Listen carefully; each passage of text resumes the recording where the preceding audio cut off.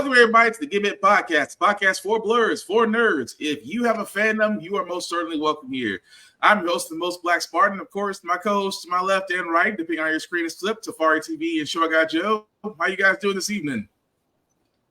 Chilling. Joe?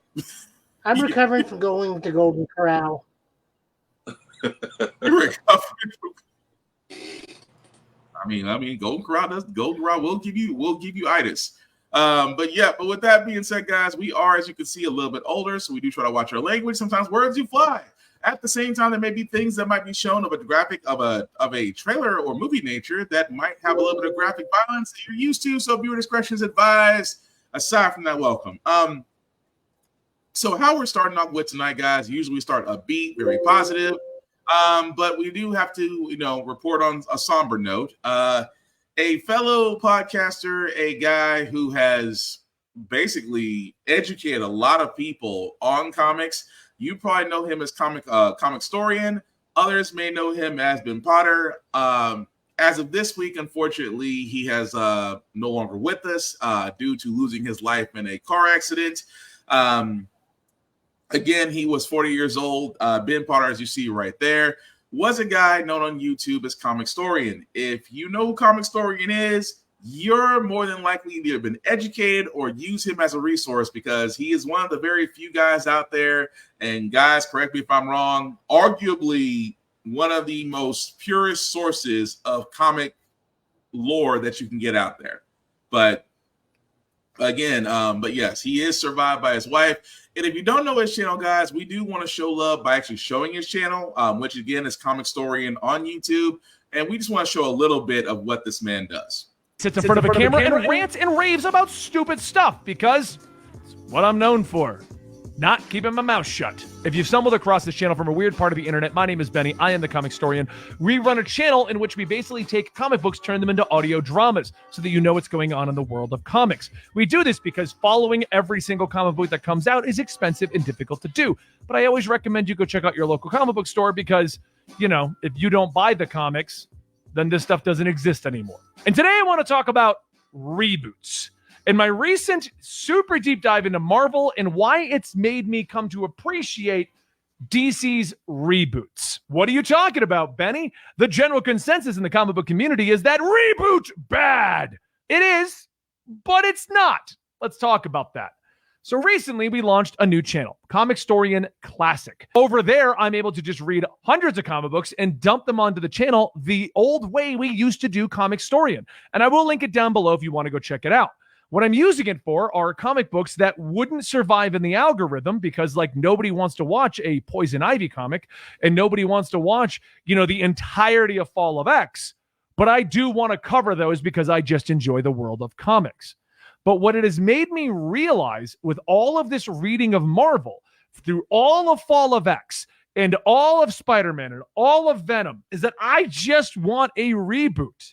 You see, we recently also did a video known as The Entire History of the X-Men, in which I had to sit down and look up every core storyline that had happened to the X-Men since the 60s, which made me realize that all the knowledge that I'm gaining from reading all of Fall of X and Spider-Man and Wolverine and everything is still missing some key holes. When a brand new character is introduced in any of those books, you're like, oh, it must be a brand new character, only to discover they're from 50 years ago because the writer decided to do a deep cut.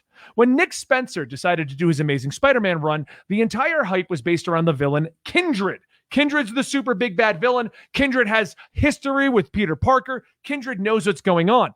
Come to find out, the storyline involving Kindred is that I believe he was Harry, not Norman, a clone of Harry. It was a cut to the 90s during an entire storyline in which Norman Osborn had seemingly had two kids with Gwen Stacy. It's what it boils down to. A moment that is a meme within the comic book community because of how stupid it is. It's almost on the level of Quicksilver and Scarlet Witch had ancestral lovemaking in the Ultimate Universe originally, and then some idiots going on Reddit going, hey guys, do you think the new Ultimate Universe is going to do one of the most memed, problematic relationships ever in comics? No, I don't think they will. But the point I'm making is Kindred was not some new villain. Kindred was a deep dive into the history of comic books. We had a similar situation happen with the series known as Infinity Warps, where a new character, Requiem, was introduced only to be revealed to be Gamora. It wasn't too big of a deep dive or a deep cut, but it was still like no new characters. No, because Marvel's pulling from 60 years of comic book history. Now I gotta stop it there because number one, I can't only speak for myself. I know I can't speak for Joe or Tafari, but I could watch this man all day.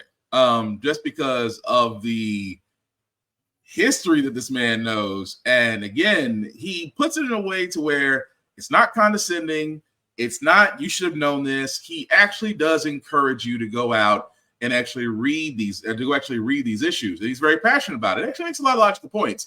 But Joe, correct me if I'm wrong on this, because as of right now, I haven't found anything as far as a GoFundMe. I think you said that his wife is going to be continuing the channel. Is that right? You're muted, Joe. It's a possibility. She says she's continuing in some way, shape, or form. I can only imagine that absolutely Marvel and DC will continue in some way, shape, or form. Continue to support the channel. I don't know if it's going to be with Sal from Comic Pop, Hassan from Hussadare, and Dan, their Ninja Room editor and whatnot. Tough to say. This really, really does bum me out because Benny is one of the corner pillars of internet comic awareness, and he's going to be so greatly missed. I've been listening to him since the weekly pool, which had Comics Explained, Cape Joel, Comic Pop, and him. I was a regular subscriber to Absolutely Marvel and DC and Comics Experiment. I watched the Twitch show like literally the day before he passed. Or like 2 days before he passed. Like, it's just a really, really big blow, and you don't really see what someone's legacy is until they're gone. This was reported everywhere. You just don't think about stuff like this. Like, I saw People magazine, USA Today, Forbes, everybody was reporting his death. Everybody on Twitter, like, the comic community is just really in mourning because we lost somebody that was an advocate for us. Truly loved it. Even got to write a backup story, I believe, in Valiant at one point before Valiant went crazy, but that's another thing. We just lost a pillar of the industry. It's not something you easily recover from. I'm not going to go out on a limb and say it's like losing a friend. I did not interact with this person. I was merely a listener, but I will miss him nonetheless. I really don't know what else to say on this. It's just a really big blow. Yeah, I mean, he was to me, he was like one of those guys that genuinely did love comics, wanted to talk about them, wanted to encourage people to read them.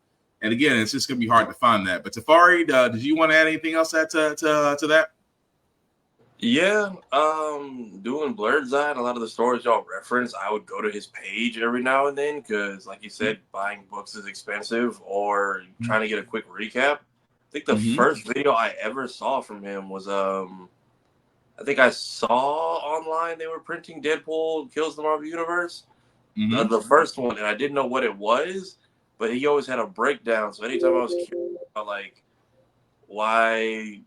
what that or the sequel was, or why what was the Spider-Man story? One More Day was such a hated story. That dude was always the first recommendation that came up with an explanation. So even the way his wife kind of tweeted it, I could tell it had to be a sudden accident, but it sucks. That dude's been around for a while. Exactly. But again, for all of us here at Give It Podcast, we do want to wish Miss Potter, our thoughts and prayers are with you. And again, rest in peace to a guy who really did make it his life mission, and hopefully whatever may become if others do decide to continue his work, may they be able to do definitely that. But we definitely want to give our flowers and our respect to a fellow podcaster and fellow. I'm sorry, go ahead. Say not just his wife, but to like Sal from Comic Pop, Cape Joel, Huston, all those like he worked with intimately. Rob from Comics Explained. Our condolences go out to them as well, because they are also directly affected by them. Because like Sal put out a statement recently, it's like there was not a week I did not interact with him. And this goes to show you how many people he really did touch. But again, our thoughts, prayers, flowers, respect, condolences, and peace to his family and to those that love him. Gonna be really hard to move from that, but we are going to try to do just that, because as we do pay our respects, as me and Tafari both did on Blurred's Eye View yesterday, we went ahead and gave our salute, because we will never see a Blade movie. And again, we're just going to go ahead and salute this out, because Blade has now lost its second. I mean, again, for all those that don't know, Blade is at this point, it's cursed this moment. The reason why I bring this up is because Jan Demange, who was the second director to be brought on to direct Blade, has now left the project. So if you're keeping count, it's 2 directors and 6 screenwriters by now that have been attached to this movie and now detached to this movie. So again, this is a movie that has a release date of November 2025. Now that date is in question. But fellas, I'm just going to throw this out there. Is it time to throw in the white flag, or is it just time, or is it still hope that somewhere, somehow, Mahershala Ali will be the famous vampire hunter we'll see in the MCU? If Ryan Coogler is still making that vampire movie, he has an opportunity to do the funniest thing right now. And especially with rumors of Wesley possibly appearing in Deadpool, that's just going to reignite the fire under everyone's behind. But I need to know what is the Topher Grace Venom plot line they're trying to force in there that every writer and director is going absolutely not. I'd like to know. Joe, you got any idea? What are we talking about? I thought we were talking about Blade. Yeah. But again, with Blade, it's like outside of, again, not going to the rumor mill. We're not going to sit there and say that the current director and Mahershala Ali had creative differences. Is the reason why he left. It has not been confirmed. It's just the fact that 2019, if I'm right, 2019, 2020. So 4 years later, he's still according to IGN, he's still attached to the project of this movie. And for an actor of his caliber, projects he can't just simply sit on that are not going anywhere, because man's got to make money. Other projects coming down the road with budgets and time constraints, and saying, hey, if you want to sign on to do this, you got to come on. I mean, we've seen it happen with other movies where if they get delayed enough, that director has already made commitments to other projects, and they either have to leave it or it gets delayed. Do I think that the Blade movie can get made? Yes. Do I think, and I'm with Tafari on this, does it need to be in the hands of Ryan Coogler? Ryan Coogler-esque director, yeah, I'll give you that. Because I'll be honest, I think they want to keep Coogler for Black Panther, because of the fact that where Black Panther's going, the fact that they still want to keep that in the MCU and make additional movies surrounding Wakanda. I think they're going to keep him there as a central director.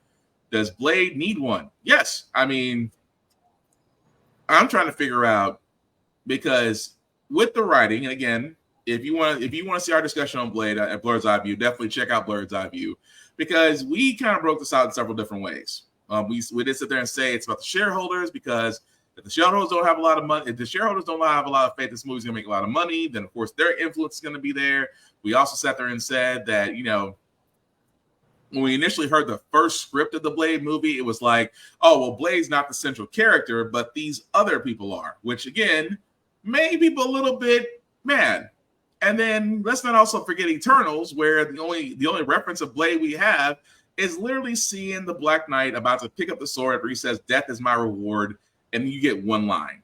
So, with that being said, I don't understand. Even with Marvel's Blood Hunt, which, by the way, is great so far. If you haven't read it, but it just like, guys, correct me if I'm wrong here. It's like, is the movie just cursed, or the fact that we having a Warner Brothers problem? Like, some people are in the way of actually allowing directors and screenwriters to actually get the job done. I think somebody's meddling. I don't know what it is, because I feel like we don't even need. We're not supposed to be getting this much information about how many people are on and off the project. Mm-hmm. And then whoever, I feel like the hero who said keep him off screen for Eternals, probably is maybe the person who saw all this coming. Maybe. Joe, what about you? I'm wondering if this is because of the restructuring Marvel's doing right now with their film division to get back into people's good graces, their new version of quality control. Mm-hmm. I wonder if this dude got caught up in it. But at the same time, and I please understand, I do not mean this disparagingly. This is a Blade movie. This is not that hard. We had 3 of them. 2 of them were fantastic. It's a very simple process. Make vampires killing people. Let the nice gentleman that's a part vampire walk in the sun, do detective work, then fight vampires at night using gadgets. Fight big said vampire. Doesn't have to be Dracula. It can be Deacon Frost. It can be Dracula. It could be one of the new Blood Coven. It could be that new whatever his name is, Bloodstorm 1. That could be your new bad guy or something. Or heck, it could be Dazzler's ex-boyfriend from Executioners for all I care. Who's the nephew or great-grandson of Dracula, but just still a prick. But still, my point is, I laid out the beats on how to make a Blade movie. They fights at night. He detective works in the day, fights at night, fight big bad guy, end of story. I just find it interesting that, and I have to give Greg Day this. I have to give Greg Day credit for this. He says, you guys don't like the direction the MCU Blade is going. How many of you are out there buying the comics of the writers that are currently writing Blade, which have been doing great? But again, that does bring up the issue. It's just that, why is it that there seems to be this big wall, I guess is the best way I could put it, is that there's a big wall somewhere between writing and getting a director, and it's just like, and again, Joe, just to add on to what you're saying, it's not that hard. Blade does have a rogue. He doesn't have his rogue gallery of enemies is not that big, but there's plenty of stories you can tell, and literally you can start from anywhere. But again, it's amazing to me that for a movie that can really have a simple concept, it's having that much trouble getting off the ground. But are any of the writers on Blood Hunt previous Blade movie writers, or? Good question. It's just Jed McKay. Yeah. He's overseeing like the whole thing, because I know Blood Hunt. Yeah, McKay. I think McKay is overseeing the whole entire Blood Hunt. Okay. He's overseeing the whole entire thing, because Blood Hunt is predominantly Doctor Strange, Blade, or Doctor Strange, Moon Knight, and the Avengers, which are all his current books, with tie-ins focusing mostly on Miles. So that's Cody Ziegler, and then we got one-shots here and there, but the bigger tie-ins are Miles. Right. At the moment. Even Scarlet Witch isn't doing too much with it. And Black Panther, but I don't know if Black Panther has an ongoing right now or not. It does. Okay. Wait, are you talking about with Blood Hunt or a separate story? Like in general. I don't know if Black Panther has an ongoing at the moment. It is. Yeah, it's still ongoing. Okay. So it's tied into that. But I don't know. Like I said, I want to go ahead and salute it just because I don't think it'll ever get made, but I could be wrong. At this point, whatever story y'all were trying to tell, put it in the video game. Pretty much. I mean, hey, you couldn't do any worse than Rocksteady. Anyway, sorry, that was terrible. Rest in peace. We did actually get some trailer news. We're gonna start with the first one because after our podcast last Friday, this came out for Street Fighter, which we did talk about the fact that we were going to be seeing some new fighters come in. We actually did get the trailer for M. Bison. I'm gonna be honest with you, you kind of a badass if you just riding a horse with no hands. But here's the trailer. I love that they're paying homage to Raw Julia in this.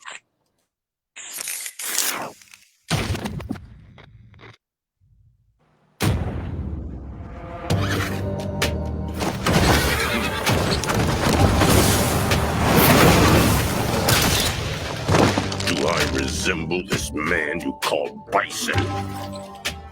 I shall take that name for myself. Interesting.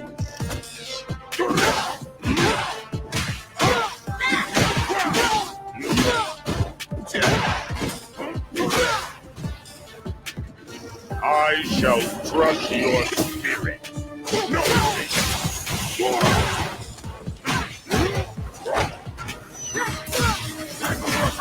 This is it.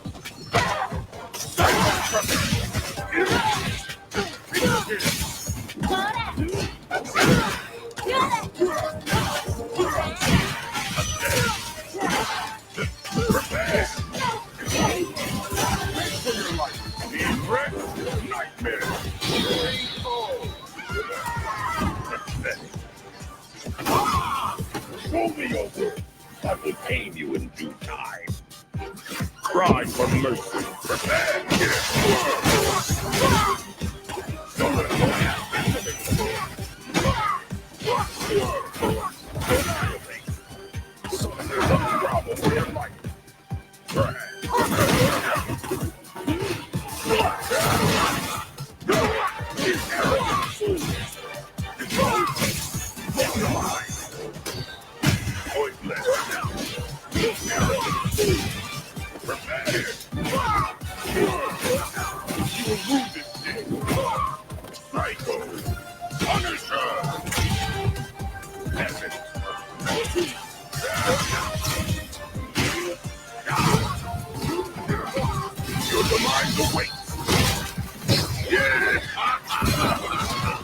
Your time ends here. Satisfy my hunger. That is all I need from you.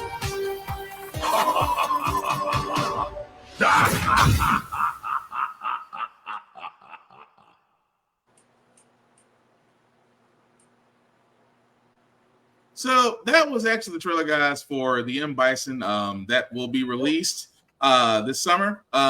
Joe, I got a question though, because something he said I just now caught on to. Did he sit there and say that M. Bison is a name? The M. Bison's name I take for myself. So they have confirmed, lore-wise, that this is the reanimated body of Bison from Street Fighter V. So it's been like God knows how many years. Mm-hmm. So this is a Bison with amnesia and a horse. The horse is paying homage to either Fist North Star's Rao or Raw Julia. We are so wanting this to drop on a Tuesday. It's so badly. It needs to. Just for the meme joke. There's also a lot of controversy going on with him right now. Oh, Lord. This is going to be like sound very crass, and I apologize. It comes with the stomping knee to the neck on Guile. Okay. It's being called, and this is not a name that I will say. This is what's been. People are reaching for the Floyd murder. They're trying to relate it to the George Floyd murder. Yeah. Got it. Yeah. And to which I say this, and I don't know what you guys' opinions on this are. I would understand that if it was being done to the not quite Sean character. Mm-hmm. But this is being done to Guile. These are Japanese developers. They don't give a crap about our day-to-day lives. Pretty much. You guys are reaching if you're trying to like grasp at that point of being offended.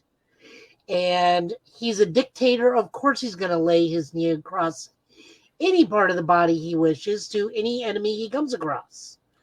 So, and I'm going to add on to that. That's reaching, because the reason why out of all that is, number one, it's a fighting game. At that point, anything that's in a fighting game related to real life is a stretch in itself. M. Bison was step tenting on people's heads. He was scissor kicking. He was doing upside down lariats. Come on now. Oh, hey, lady, how's it going? So the whole idea of just it's a reach. I mean, it's a reach. I'll agree with that. It is a reach. Just because it's a fighting game, it's not.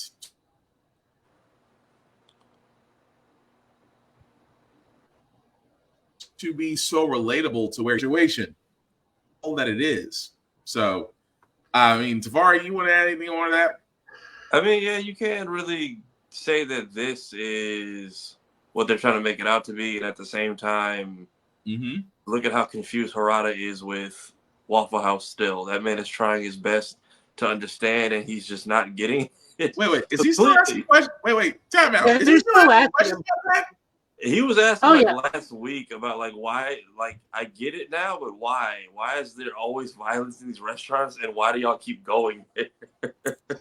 That part. He's like, I want to understand the culture around it so bad, but I can't find any solid answers. So clearly, they don't know what's going on over here, over there.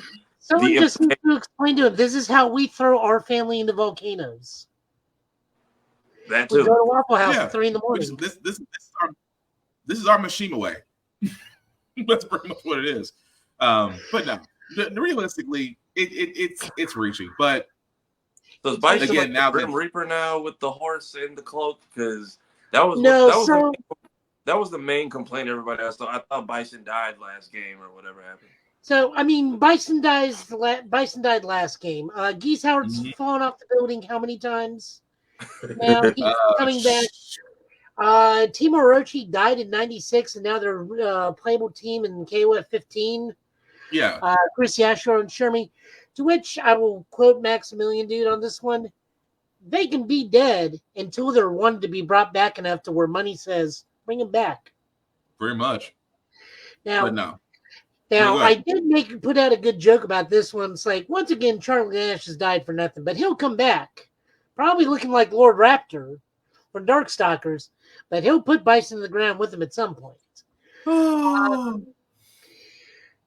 Gameplay-wise, I think Bison plays, outside of his specials, I think he plays incredibly differently now. I think he's a bit more mobile than he used to be. He may not even be a charge character anymore, maybe except for Psycho Crusher, but Lord only knows. A lot of people thought it was Sagat, and then people with more common sense, well, that means Sagat got a foot shorter and grew a lot of hair.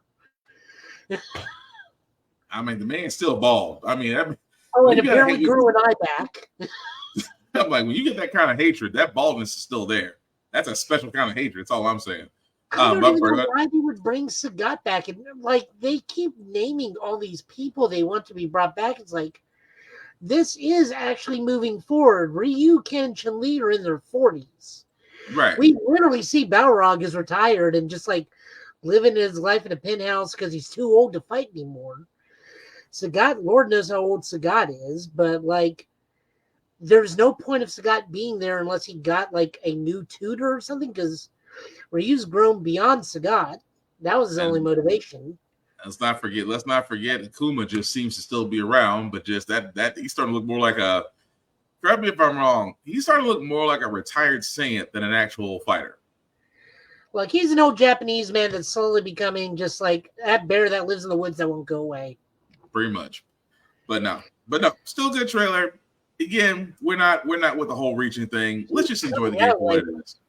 So what say, Joe? He's coming out right around the corner, because they already put out the full gameplay breakdown on him too. So end of the month, early July earliest. Yeah, they said summer, so I say July. But I want to get to this because, like I said, news came out after our podcast, so that was the only thing. Dragon Ball Sparking Zero did give us a game mode showcase. Oh, thank you, Dead Rice. Thanks for watching. So Dragon Ball Sparking Zero did give us a game mode showcase. Tafari, Joe, anything y'all guys want to say before I play it? Let's roll it first, and then I'll chime in. The room of spirit and time. A test of power. I guess we'll see. This will be when the true battle begins.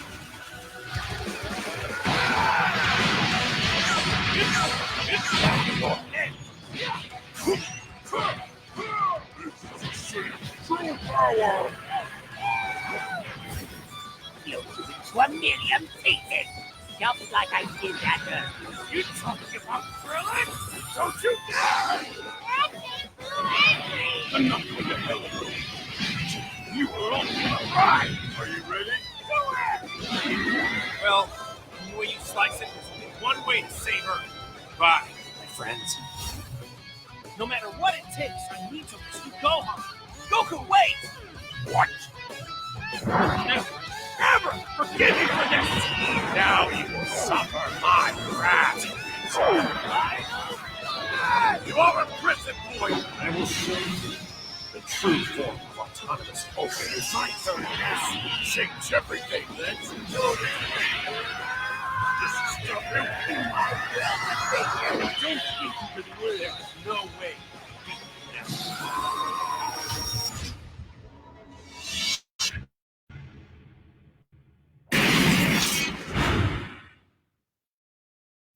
皆さんこんにちは。ドラゴンボールスパーキングゼロのメインプロデューサーの古谷と申します。本日はよろしくお願いいたします。先ほど皆様に見ていただいたのは6月上旬に公開したトレーラーでした。映像にもありました通り、本作は10月10日に発売決定いたしました。応援してくださっている皆様には改めて感謝申し上げます。発売を楽しみにお待ちいただけたらと思っています。今回はトレーラーではお伝えしきれなかった2つのゲームモード、エピソードバトルとカスタムバトルの詳細を新規ゲーム映像を使用してお伝えいたします。まずはエピソードバトルです。このモードは悟空やベジータなど8人のキャラクターから選んだキャラクター目線で原作の物語に沿ったシチュエーションのバトルを楽しめる一人用のモードです。物語の流れやシチュエーションがわかる導入パートと実際にプレイするバトルパートを繰り返しながら進めていくものになっております。キャラクターごとにボリュームは様々ですが、最も長い悟空については、ドラゴンボール Z のラディッツとの戦いから始まり、ドラゴンボールスーパーの力の大会編の戦いまでのバトルステージが用意されています。原作で苦戦していた相手と歯応えのあるバトルが楽しめるようになっていたり、一部の物語パートは一人称視点で楽しめるなど、キャラクターとしての体感を味わえるモードになっています。一部のステージに限られますが、物語のターニングポイントとなっていた場面での選択やバトルの結果次第で、原作とは異なる場面に出くわすこともありますので、ぜひドラゴンボールのキャラクターになったつもりでお楽しみください。以上がエピソードバトルの説明となります。そして2つ目のモード、カスタムバトルをご紹介いたします。こちらはオリジナルのシチュエーションのバトルを楽しめるモードです。カスタムバトルモードの中にあるエクストラバトルでは、ゲームオリジナルの様々なシチュエーションのバトルをお楽しみいただけます。中には特殊な勝利条件のものや、途中でイベント演出が挟まるものなど、通常のバトルとは異なる戦いもお楽しみいただけます。また、エディットモードでは、プレイキャラクターやバトル前後のカットシーン、会話などをプレイヤーの皆様が自由に設定してオリジナルのバトルを作ることができます。そして作ったものはアップロードして世界中のプレイヤーの皆様と共有できますので、ぜひ皆様の思い描くシチュエーションのバトルを披露し合って楽しんでいただけたらと思っております。エクストラバトルを含め既存のバトルをカスタマイズして新たなバトルを作ることもできますので、ぜひいろいろなバトルを作って遊んでみてください。以上、エピソードバトル、カスタムバトル、2つのメインモードのご紹介でした。また、ゲームモードに加え、皆様から多くの声を頂戴しているオフラインバトルに関してもお話ができればと思います。本作はプレイヤーの皆様がどれだけドラゴンボールのキャラクターになりきった体験ができるかということにフォーカスして開発を進めてまいりました。気を高めるだけで風が巻き起こったり、天気が変わったり、バトルの余波で岩や建物が豪快に壊れたりなど、超パワーをより気持ちよく体感できるよう、最新のプラットフォームだからこそ実現できる様々な演出をリアルタイムに描くようにしています。それらの表現とかつてのような画面分割でのローカル対戦とを両立させるのは困難であったものの、皆様により良いゲーム体験を提供できるよう、今作ならではの形を模索し、オンラインでの対戦を前提とした一人用のゲームとして開発を進めてまいりました。ただ、少しでもより多くの方、多くのシチュエーションで遊んでいただきたいと思い、結果、精神と時の部屋限定で画面分割対戦を実装できることとなりました。もともと一人用前提で作ってきておりましたため、バトル開始前のキャラクター選択画面では二人同時に選択ができず、切り替えが必要といった不便な箇所が残ってしまいますが、身近な人とお楽しみいただけると嬉しいです。今回ご紹介させていただくゲーム内容は以上となりますが、本作の魅力がお伝えできていれば幸いです。また現在予約解禁しております。通常版だけではなく、発売より少し先に本編をプレイすることができるアーリーアクセスが入ったデジタルデラックスエディションやアルティメットエディションなど様々な販売形態を用意しておりますので、チェックしていただければ幸いです。予約特典はキャラクター6体の早期開放券に加え、プレイヤブルキャラクター1体が手に入るものになっておりますので、お見逃しなく。他にも本作に登場するキャラクターに焦点を当てたキャラクタートレーラーも公開しておりますので、ぜひご覧ください。引き続き発売に向けて全力を尽くしてまいりますので、今後ともぜひドラゴンボールスパーキングゼロをよろしくお願いいたします。ご視聴ありがとうございました。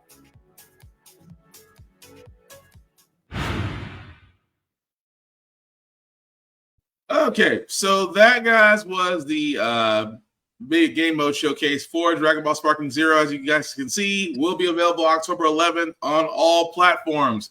What do you say, lady? Why gotta be sub? I can't multitask. Well, I'm sorry, but we try our best. That was all they gave us.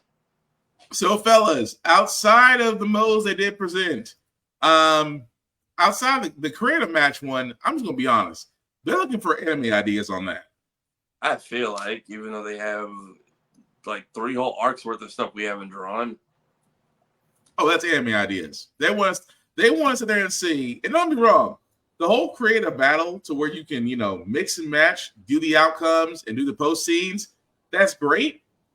Because we've always wanted to see how different fights can go. I mean, outside of the what if scenarios. So, I mean, for what all they're doing, it looks great. At the same time, y'all look for anime ideas. I'm just saying, you're slick about it. Don't get me wrong, you're slick, but that's anime ideas. But what do you guys think? I like that one of the what if scenarios is what if Hercule joined the Tournament of Power. I feel like it's gonna be it's gonna be him on all fours curling up the hide, and Jiren trips over him, and that's how we win.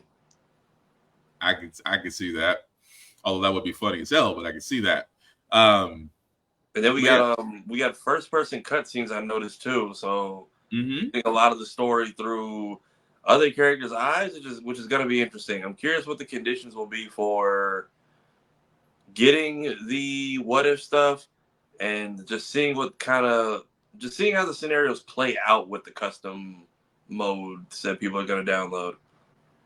That will be interesting because again, outside the what ifs, outside the create mode, outside of what was the other thing they discussed? Create mode, battles. They haven't got to the online play yet, but I'm pretty sure that's going to run smoothly. I don't really see a lot of issues with that. It's just it feels like the co-op was added last minute because you can only do it in the hyperbolic time chamber. Yeah. I'm sorry, Joe. What are you saying? So this is Namco. We're going to get subpar netcode unless it's Tekken. Yeah, that is also true. But I mean, overall, it does look nice. It does make me want to. It does actually make me want to play it just because I want to see how far they're allowing us as the fans to do with Dragon Ball. Because again, like I said, still looking for anime ideas. But anything else I want to add to it? Mm-hmm. What's that? Well, I mean, they soft confirmed Dragon Ball GT, so Tournament of Power 17 versus Super 17. Which one is the true 17 of the future? You're just gonna give the man ideas, Joe.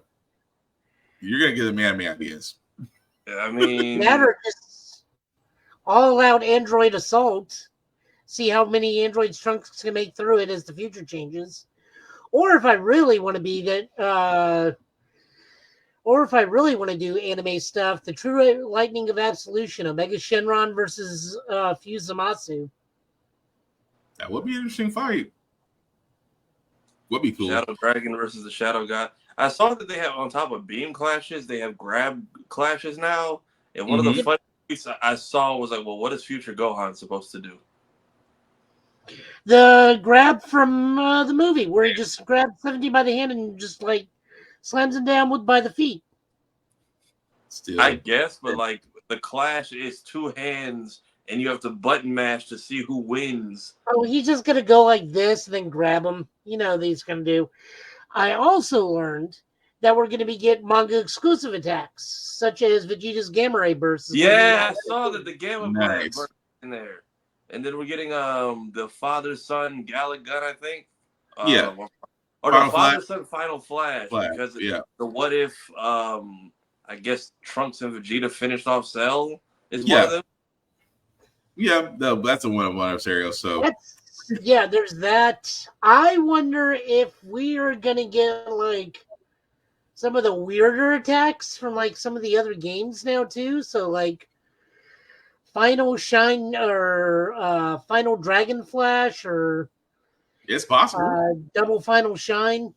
Well, apparently with some of the characters, the costume change will give you your moveset. So I'm hoping that will be the case. Either way, we'll come. Go ahead. Now I was gonna say either way, we're gonna find out come October 11th. But what are you gonna say, Joe? I have been noticing, and I know Tafari's already put out a strongly worded message for the Dragon Ball tubers that are currently playing the demo build right now at their leisure. I don't want to make him any madder than he already is. I've been watching where everyone's beating on Vegeta, and I'm noticing that we are having quite a significant amount of close damage in this game as well. Because he has his Namek uniform, and then it gets blown up, and it looks like what he looked like right after he fought Raccoon. Yeah.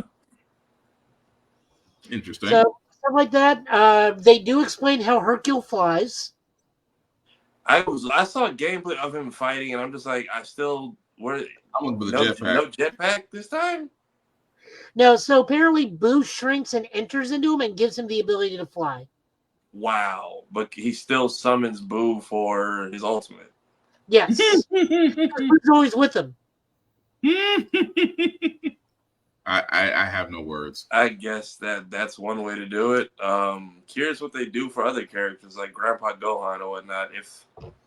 I haven't seen a lot of classic Dragon Ball characters in it, but I feel like it would be weird to not to leave them out and bring Daima in, which is just Dragon Ball again. Yeah, it would be interesting. I know I saw Shoeless Goku, but I don't know if that's end of Piccolo Saga Shoeless Goku, or if that's fighting Raditz Shoeless Goku. I believe that it's fighting Raditz because in the Tenkaichi games, that is one of his alternate costumes. Well, in one of the Tenkaichi games, they also had him when he was doing the 25th Tenkaichi Budokai, because it's got the big combination attack he did on Piccolo. Oh yeah, the punch of the gut, and fall upward into the sky doing the Kamehameha. I feel like they give you that in the Raditz fight in those games because we're only 2 episodes into the show, so we don't even know what he knows outside of the classic moveset yet. True. Because we have yet to have like we've never gotten a teen Goku. Like it's always either chibi kid or like grown adult. No, No, I count Team Goku as Piccolo versus Piccolo Round 1 Goku. I know, but I'm saying when they put him in games, they always start that model. Oh, yeah. Character. That character gets started at Raditz. They never give him his, except for Kakarot, because they just did the DLC. Interestingly, if you look at the character select screen, no Ultra Instinct or Ultra Ego selections. They're holding those off. I think they're Game Awards. Yeah. Yeah. Perfected, Instinct, and Ego. If anything, they got to do one of those arcs. It'll either be Granola the Survivor or Moro. I think we'll get a reveal. Or Daima. I'm not sure, but they're like they're trying to solidify themselves everywhere to kind of distract from that. You're not getting a show because if you want a party game, you got Breakers. If you want a fighting game, then you got Fighters. If you want an adventure game, then you got Kakarot. If you want like an arena fighter, then you got this. Yeah. So they are trying to expand, but we'll definitely see come October 11th because I got ideas. But we did want to go ahead and go into, again, this was following the week of Summer Game Fest. Microsoft and Ubisoft did have their showcases earlier, and we did have some picks. Microsoft did was probably the better showing out of all of them because Microsoft came out guns blazing. Ubisoft did have their Assassin's Creed Shadows, which they did show a little bit more of the extensive gameplay on that, but that's really all they showed. But we do got some picks for trailers. This one may actually get you back into Call of Duty. This was actually the trailer for Black Ops 6. Good evening. The Soviet Union is no more. Despite a potential for instability and chaos, these events clearly serve our national interest. Free from the specter of global conflict. Today, we celebrate the mystery of American renewal. Something's going on. Something big. I'm a fire starter. Terrific fire starter. I figured if I stuck around hell long enough, I'd see the devil. How's he look? I'm a fire starter. Terrific fire starter. The agency is compromised. We're being hunted from the inside. You're the fire starter. Terrific fire starter. You don't have to trust me, Marshal, but it might be better if you do. Hey, it's something you should see. What the hell are we getting into? Don't trust anyone.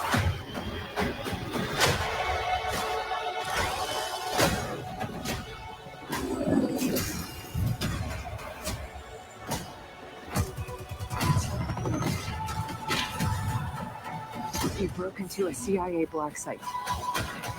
Are you out of your mind? Things got complicated.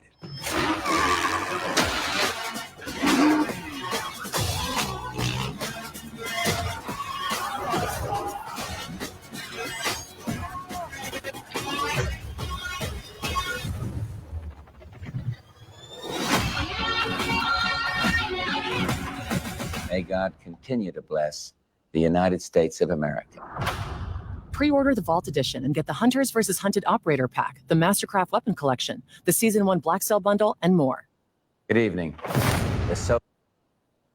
Okay, I know what you're thinking. Because I've sat there and said, I have been one of the perpetrators that has sat there and said, you've basically been buying the same game for the last going on 20 years. No, 15, 16, but around that. I said it. Here's why I say Black Ops 6 gets my attention. They're focusing more on campaign. They're giving campaign the same attention they're giving multimedia player, which was my big issue with it because the campaigns on Call of Duty were actually very good. And then somewhere between Modern Warfare 3 and then 8, 9 to 10 games later, they just stopped doing campaign mode. They just focused on multiplayer because, again, that was the moneymaker. So now that they're actually getting back to campaigns, especially with this one, I'm invested. I want to see if it's worth it. Is it worth the pre-order? No. They started strong with the pre-order bonuses at the end. Right. Don't get me wrong. I do want to play Black Ops 6. Is it worth the pre-order? Nope. But understand it is gonna be a storage space killer, because I think the latest report is that you will need at least 300 gigs of space for Black Ops 6. So it is definitely gonna be a memory killer. But any thoughts on that, guys? Has anybody looked into those like WD Black chips that go in the PS5? Because apparently I might need to invest in one soon. This 1 terabyte external might not do it for me. Yeah, the 2 terabyte. The 2 terabyte MD2, yeah, you should. I always see them in Walmart and never knew what they were for. And I just watched an unboxing recently, and I'm like, a little nervous about opening up my brand new console. But the way these games are moving, I might need it. Look, it's very easy. It's almost. I'm not going to say it's foolproof. It's very easy to take it apart because it's literally just 2 screws. I mean, correct me if I'm wrong, Joe. Is it 2 screws or 3 screws? 2 screws. So yeah, 2 screws to pop it off, and then you're basically looking at the slot. Okay.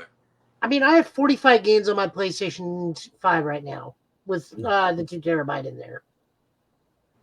So yeah, because I got the external just moved over from the PS4, but seeing how big that game is going to be if I do pick it up, and between what Sparking will look like after all the updates come out.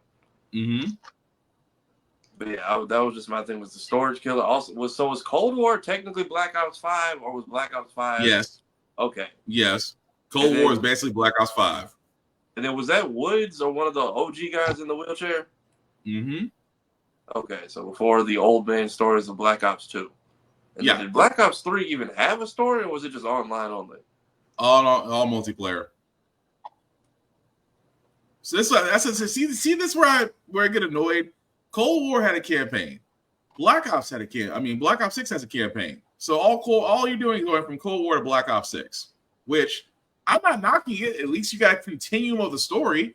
But again, campaign mode. That's all I ask. Sometimes I don't want to play online and get beat by guys who use aimbot and all of the crap. Sometimes I just want to enjoy the story.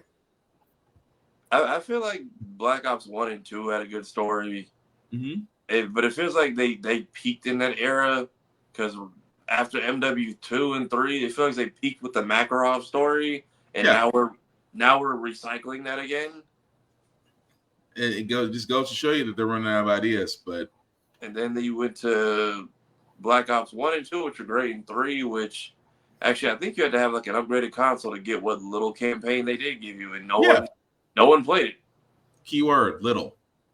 Like God of War Valhalla was longer. That's saying a lot.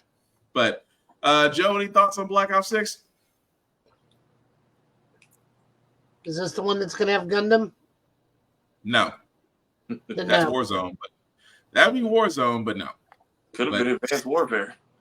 Yeah. I think Advanced Warfare is the one that's going to have Gundam in it, if I'm right. I think.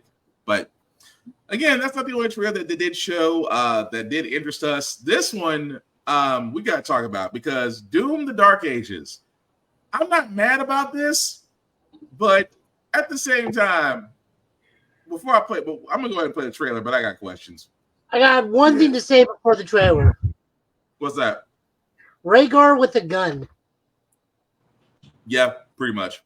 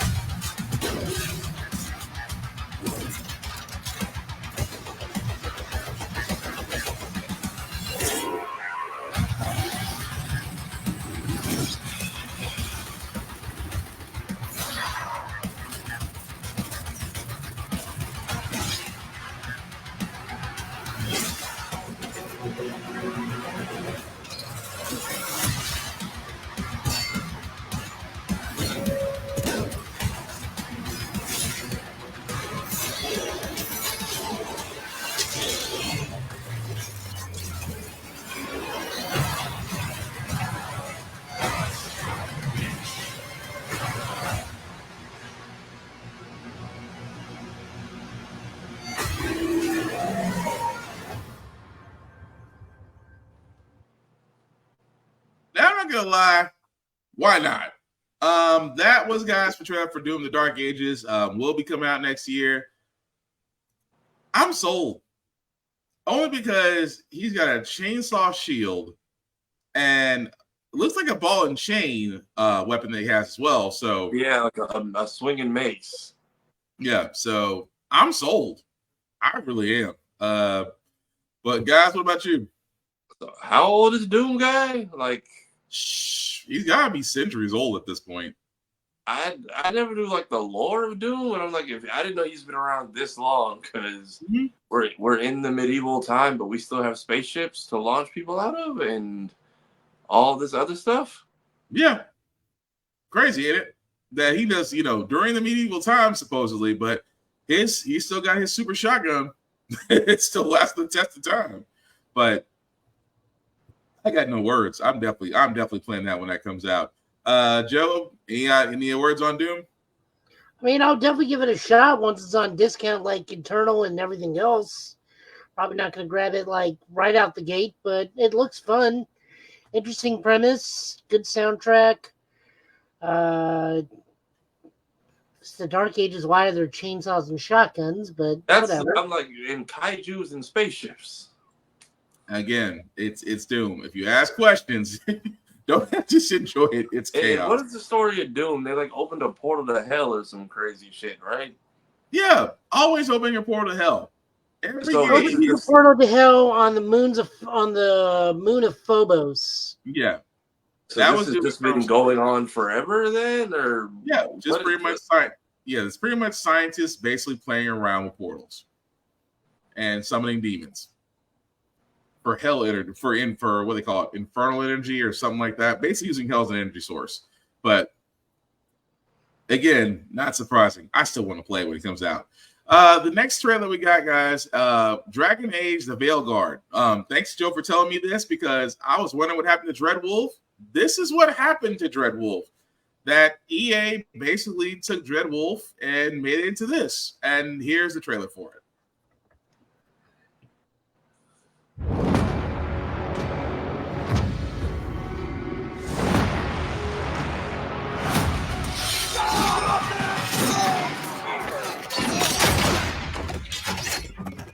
Not looking good, old friend.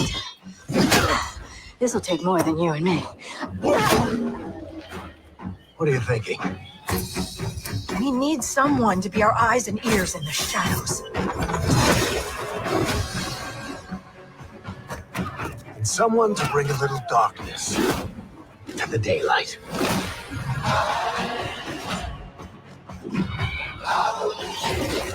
We're going into the fade, aren't we?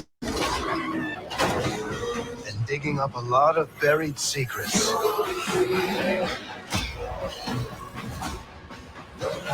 What about Darkspawn? Yeah. Someone who will stand between us and a pack of demons.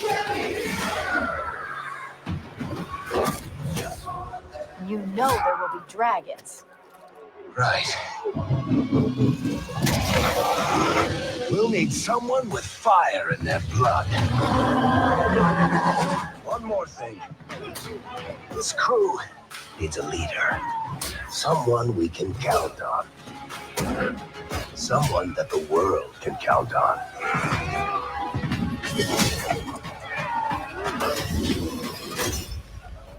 But where are we gonna find her?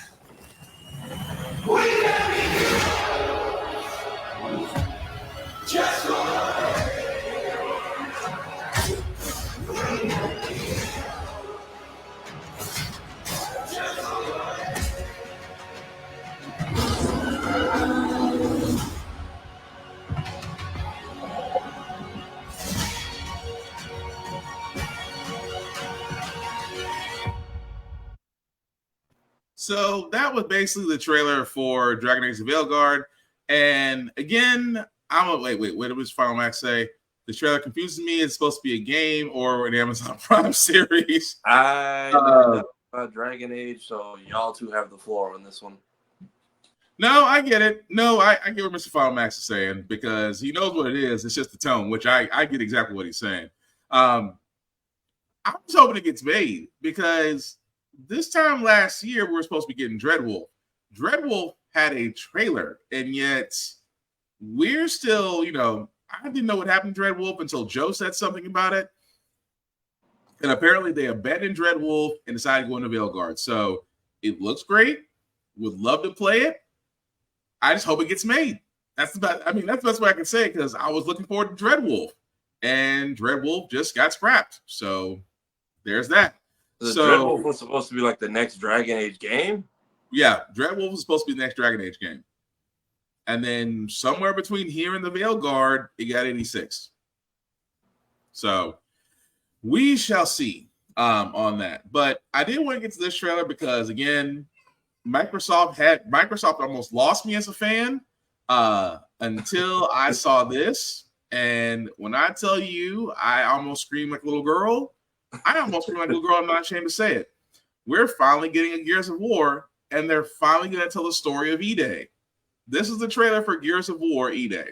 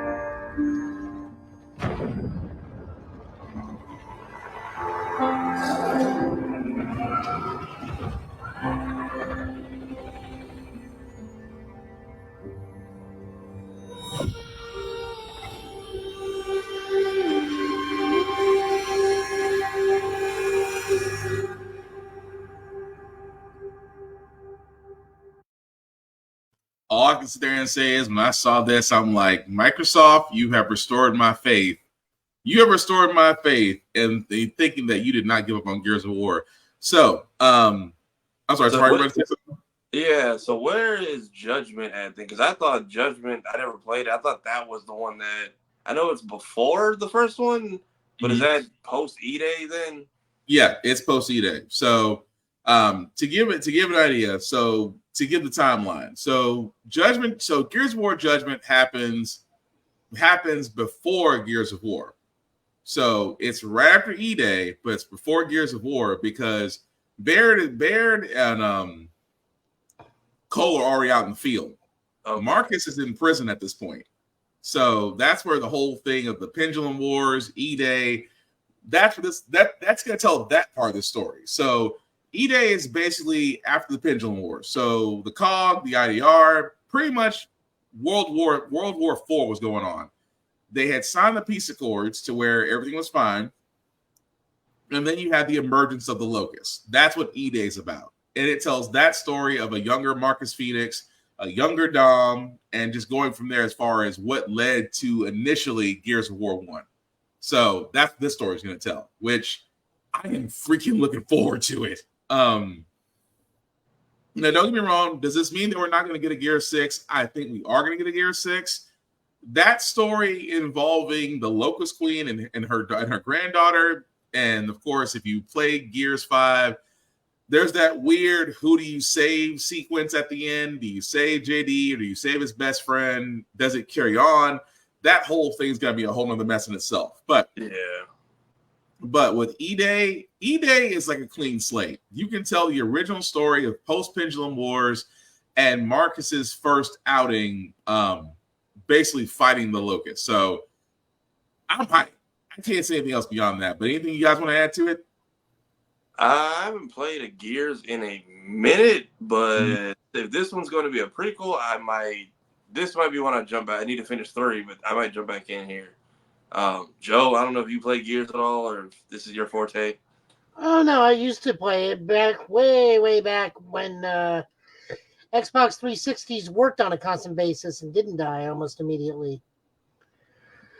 I mean, I enjoyed it. I think it's brave of them to do a prequel, but I mean, really, people just want Marcus and Dom more than anything, which is why I think the last Gears of War prequel did not do well, because who really does want to play as Baird? It's like playing. It's like turning on The Simpsons and listening only to Mo. No, I mean Gears 5. I disagree. Gears 5. Here's the other thing. Notice it's no longer Gears and a number. It's back to Gears of War. Yeah, because Gears 5 they try to follow Halo. I'm just gonna be honest. They try to follow Halo. Did not work as well. I just think that Gears 5 was short. I will say it was shorter than what we're used to, because 4, 3, 2, and 1 were all very lengthy games, but I'm hoping, like I said, hopefully E-Day is going to bring a lot of people back to it, just because you are right. Marcus and Dom are the more popular characters. I like the full squad, honestly, but the full squad's fine. It's like I said, it's a Simpsons thing. You have your Homer, Carl, Lenny, and Mo. But you don't want to play a game with just Mo. Although there was that episode with Mo, though, now that I think about it. But either way, we don't have a release date on E-Day as of yet, so we're definitely going to keep up with that. We do have some gameplay reveals with 2 of them. I do want to start with Star Wars Outlaws first, because, again, it was a questionable one until this was shown at the showcase. And, guys, I want to know your opinions on this after we play the trailer. If it wants to work with us. There we go.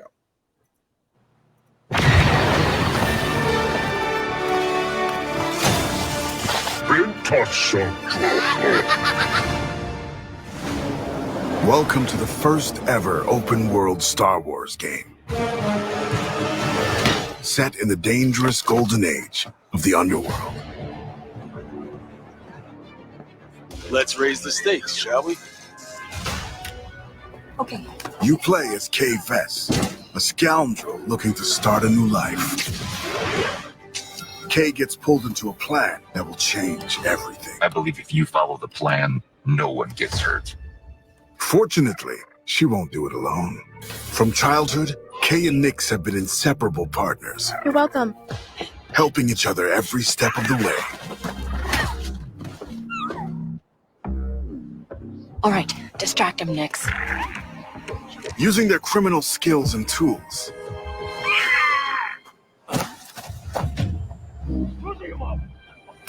Kay and Nix will have to constantly adapt to every scenario.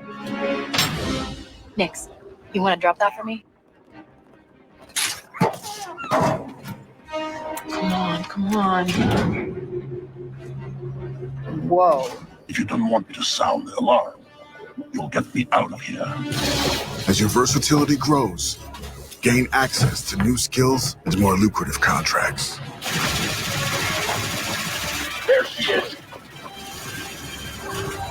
A friend needs a little something stolen. And in this world, your actions have consequences. I can't let you walk out of here. I'm gonna finish it. Shame. And reputation is everything. Where is he? The bigger the risk, the bigger the reward, and more attention you'll receive from some of the most notorious syndicates of the galaxy. And how did you think it was going to end? Tell the governor the payments will not increase. It's up to you where your loyalties lie. Hey, Nick! Being wanted by the Empire brings a new set of challenges. This is getting bad. Hold right! So as your exploits grow, beware of who you cross. Hang on! Scattered across the stars are unique locations, rich biomes, environments, and adventures to discover. Traverse the lush jungle world of Akiva, the ancient city of Kajimi, the dangerous savannah moon of Tashara, or roam the lawless planet of Tatooine. When it's time to move, pilot K's Trailblazer to transition from planet to planet. ND, fire up the hyperdrive. Ready to jump. Once you land, you can explore all these worlds on K's S-57 Cardinal speeder.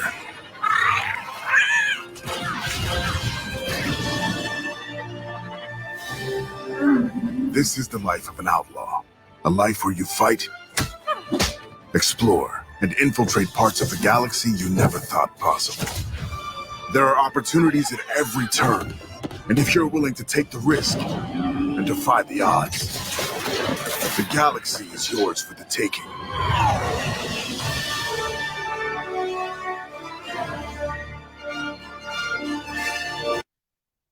You know what? I dig it. So I like it, but I still feel like how people receive this, or if they pre-order it at all, completely dependent on Ubisoft's reputation, which is still definitely 50-50. Yeah. And sometimes I am 50-50. But yes, you do see the pre-order, guys. It's available August 30th. You do see that they get if you pre-order, you get 3 days early access. You get the Kessler bonus pack. To be honest, I did like the gameplay. I did like it. What did Kira say? Arkham City world with Telltale consequences set in Star Wars. Sign me up. Yeah, really. As long as it doesn't crash and take 1,000 assets to load every time we go into an area, that's my biggest concern. Yeah, we don't need another Cyberpunk 2077 to happen. But I mean, all in all, I do like the fact that it is based on reputation. It is giving you gameplay. It is giving you choices. Those choices do affect your world as you see fit. I mean, it's exactly what you want in a Star Wars game. I'm sold. But Joe, you saw Star Wars. You saw a little bit of Star Wars Outlaws. What did you think of the gameplay trailer? Kind of reminds me of this weird hodgepodge of a game that I got to play called Rebel Galaxy, mixed with Arkham and Uncharted. Yeah, that's got. I got the first time we literally get to like jump planet to planet, like literally get on a ship, leave a planet, go to another planet. Yeah, which does look very interesting, but wasn't the Old Republic online an open world game though? Knights of the Old Republic? Not Knights. There's a online game I think that's still going. The Old Republic and MMO. Not to the degree that this one is. Like you would load into an instance to travel or to leave the planet. You would load into like an event, or it would be directing you there. It wasn't like true open world. It's like Monster Hunter, where it's like really big zones. Okay. Yeah. But it does look interesting. So like I said, I'm with Kira. I wouldn't pre-order it, but I still want to give it a shot. But another thing I forgot to bring up was that there was another reveal that did happen with Microsoft, which I'm very surprised about, that has controversy as well. Because we asked for Perfect Dark, and we got one. But is it perfect enough?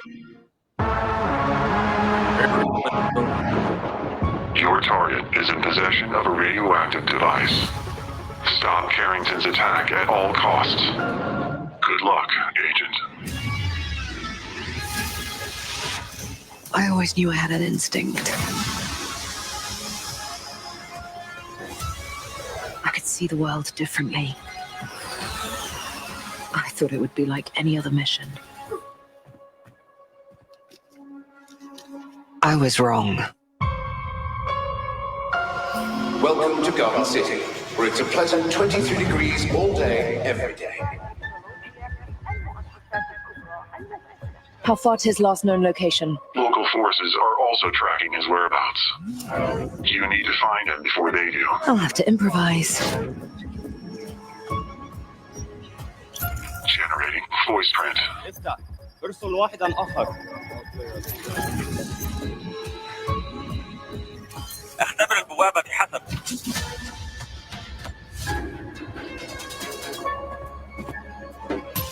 What readings are you getting? There are getting odd readings from your monitor. Can you confirm? I'm looking at the screen right now.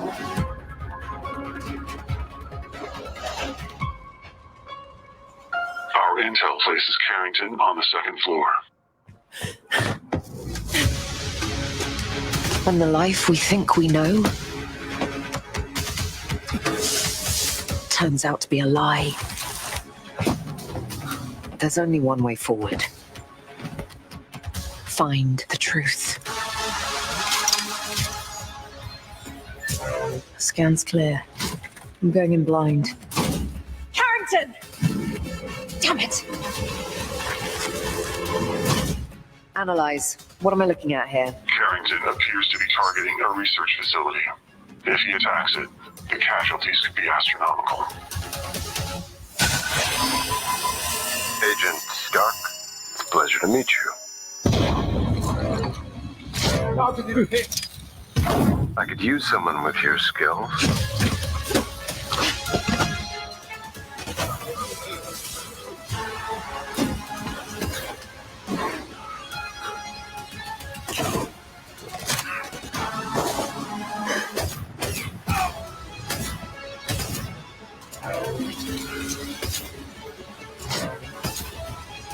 I had to lose everything before I could see.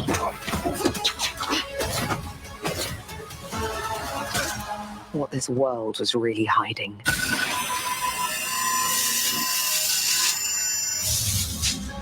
I hope you're ready, Agent Dark. Are you all seeing this? Once you open this door, there's no going back.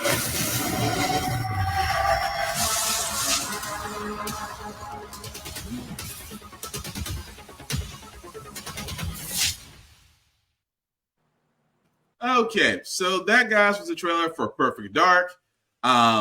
If that's what they're rebooting with it, I'm good with that. What did Kira say? Is this Edge Runner with more steps? Kind of feels like Edge Runner a little bit. I haven't played a Perfect Dark in so long. Y'all can tell me what's right or wrong with it, because I could not tell you. I mean, everything was right to it to me. What did Mr. Final Max say? Crystal Dynamics seems addicted to bad hair sagging characters, and I don't know, pull off the Mirror's Edge free running. That's kind of what I thought of when I saw the parkour. I think they can. I'm going to be honest about that. I just like the fact they're giving it a shot, because Perfect Dark to me was always the underrated shooter on N64.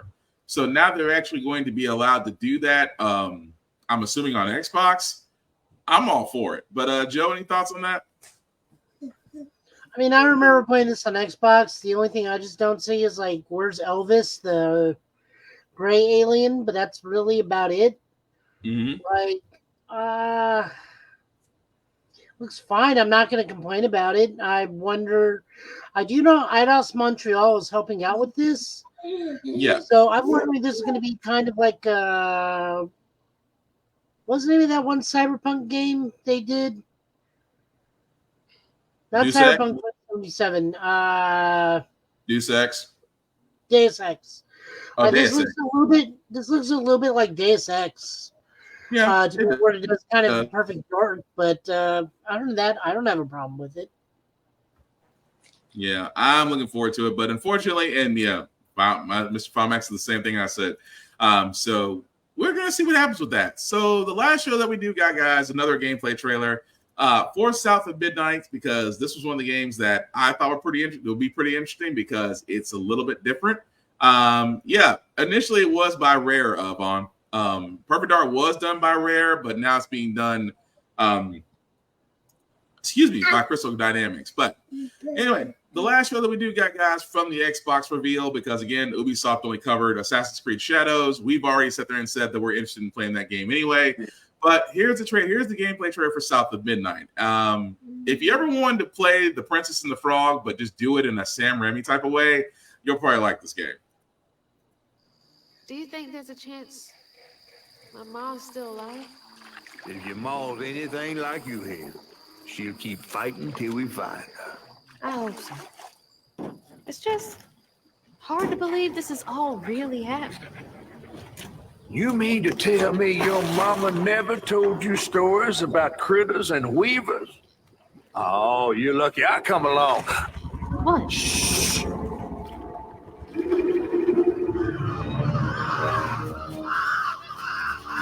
Oh, that's two-toed Tom. Big gator. I gotta drop you off fast. After I got you out of that tree, you said you helped me find my mom. I ain't of a disposition to be gator snacks. Well, me neither. If we're gonna go on, we gotta get rid of him. I'm all ears. There's a church up a ways with a big bell. Go on and ring it. You want to make him come running? Tom can't abide the sound of bells. Some church folks once tried to dynamite him, and he didn't take that too kind. If you ring that bell, he might skedaddle. You better not skedaddle. Go on now, scoot. I'll pick you up yonder after to go find your mom. Trifling ass mudcat. Hey, I heard that. Gotta move quickly now.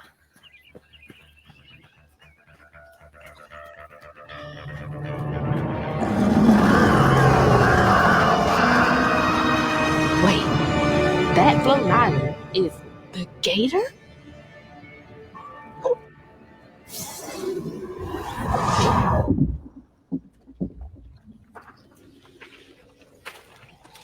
Oh, hell no.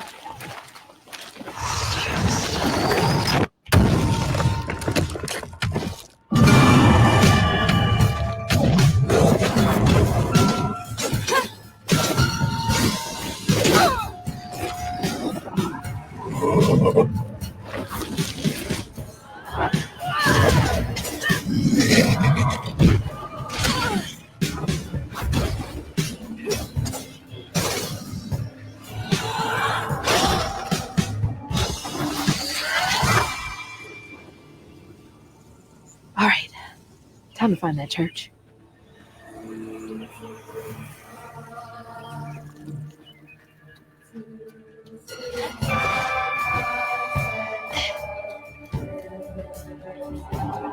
There it is. Now to get over there.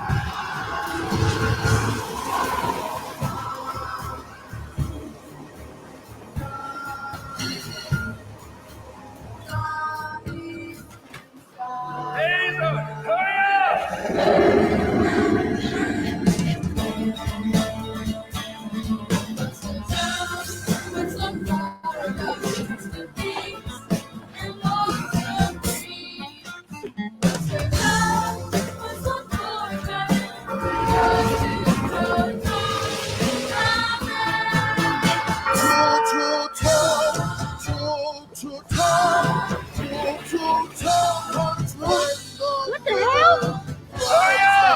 John!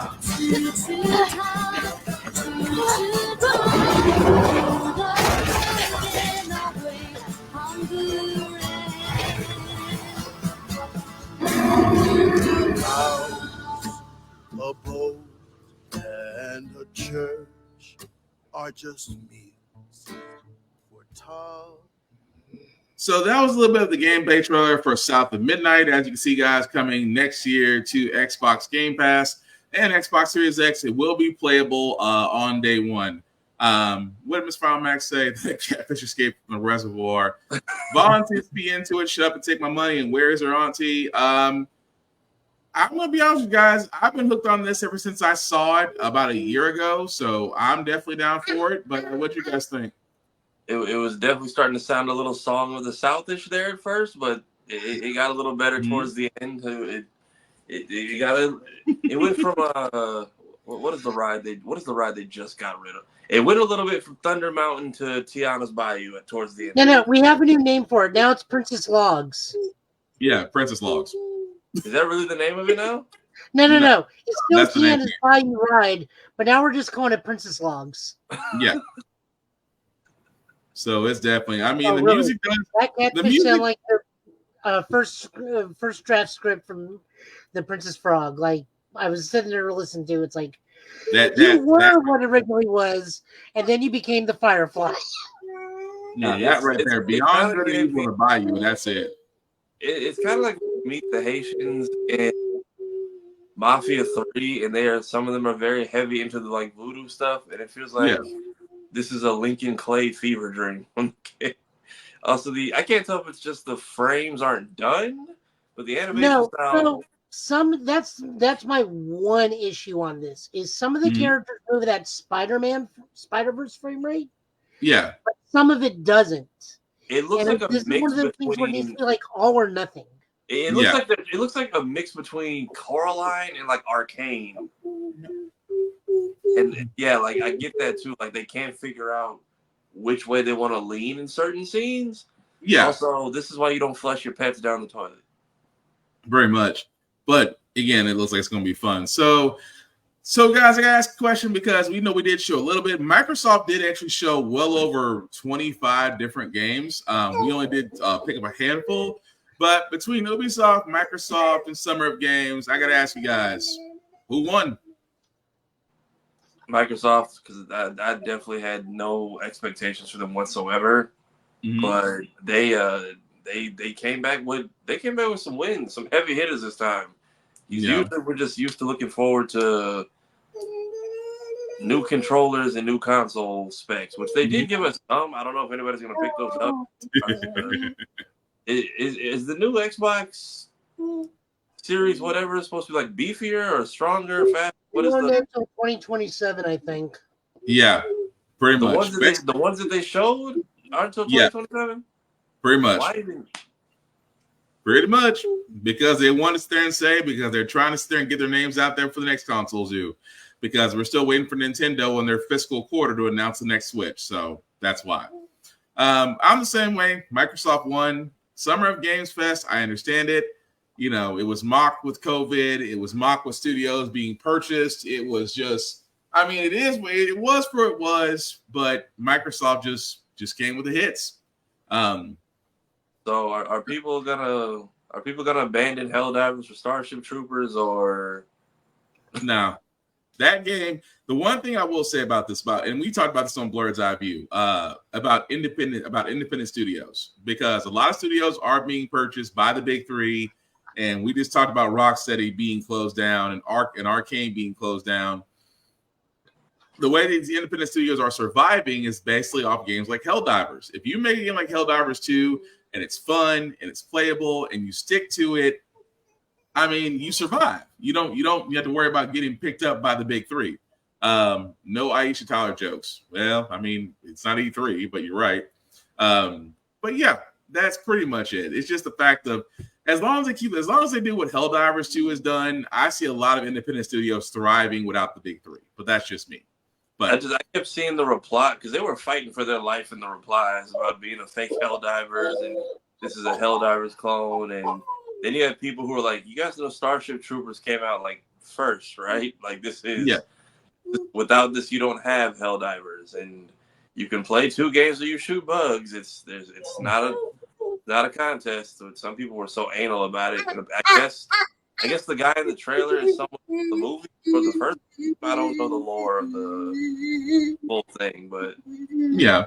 But no, that's really all what it is. But to keep it going, guys, again, just some quick news before we get to our quick impressions of The Acolyte and The Boys. If you have a PlayStation, like I do, because I got a PS5 for Father's Day, so I'm not complaining. I just can't wait to hook the thing up and really be able to join Joe on Monster Hunter and go from there. But anyway, PlayStation Plus games, they're out for June. Really want to cover this very quickly. Which will be available very soon. June 18th is what I meant to say. For PlayStation Plus Extra and Premium, you can get Monster Hunter Rise, Football Manager Console 2024, Crusader Kings 3, Micros Monster Energy Supercross, After Us, Anno 1800, Police Simulator, Patrol Officers, Far Cry 4, fun game. Lego The Hobbit, also a fun game. Lego The Incredibles, which is PS4 version, also a great game. On PlayStation Premium, you can get the Kayak VR Mirage. You can get Lego Star Wars 2, the original trilogy, Ghost Hunter, Daxter. Wow. Daxter? Yeah, they're putting some of the PSP libraries getting put in. I just not noticed that, but as you can see, guys, that's the tiers for the 18th. So again, enjoy them as you will. But yeah, outside they got what another one I just Streets of Rage 4 because I never played it when it came out, but if you're on the free plan like I am, you can pick up that. And then they just re-released the first Sly Cooper to the store.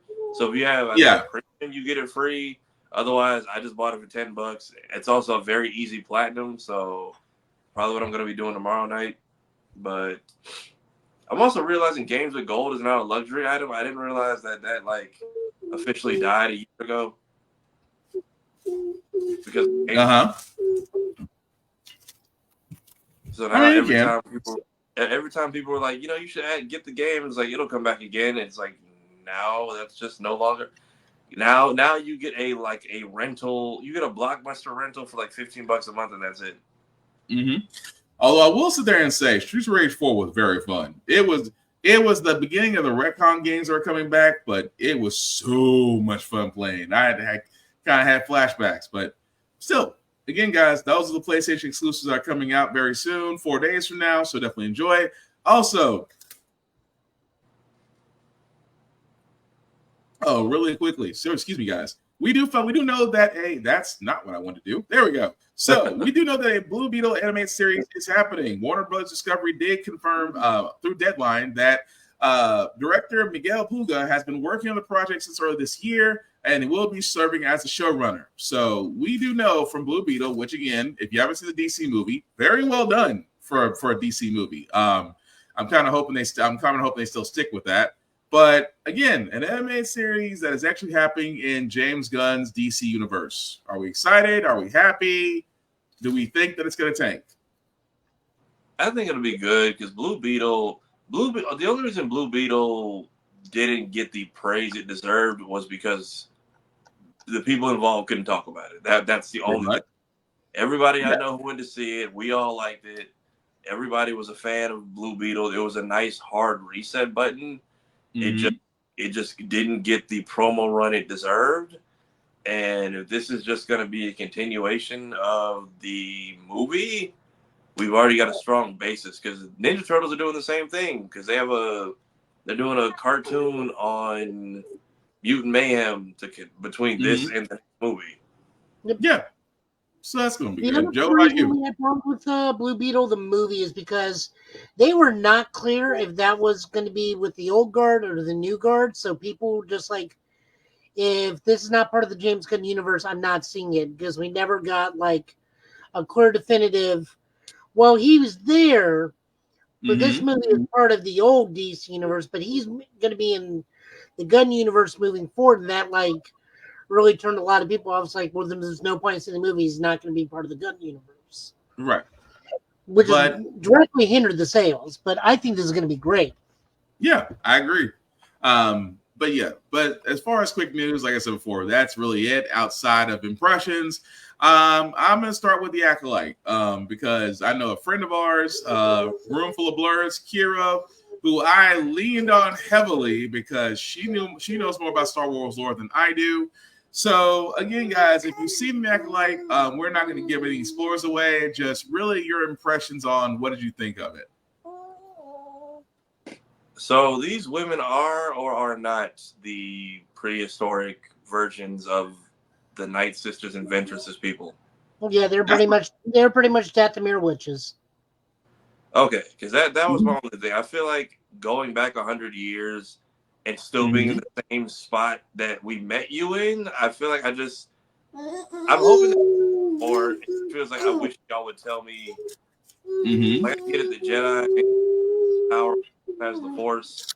But what did y'all do to get their attention for this long? I'm not asking for a whole episode, just like a page of a sacred text, something. So many people. No, go ahead, Joe. Go ahead.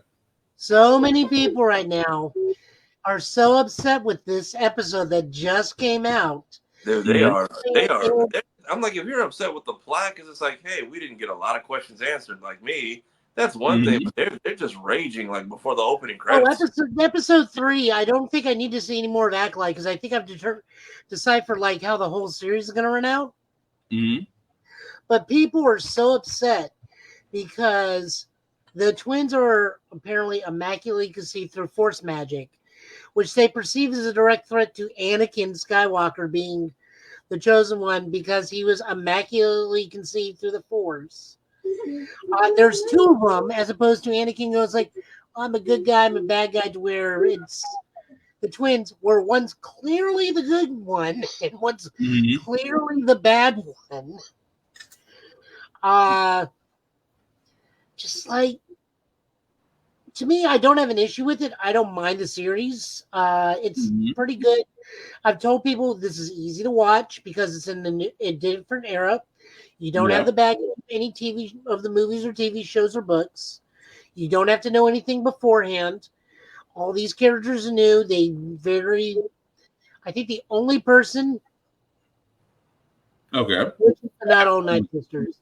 Not all Night Sisters are witches, but all witches are Night Sisters. It's weird.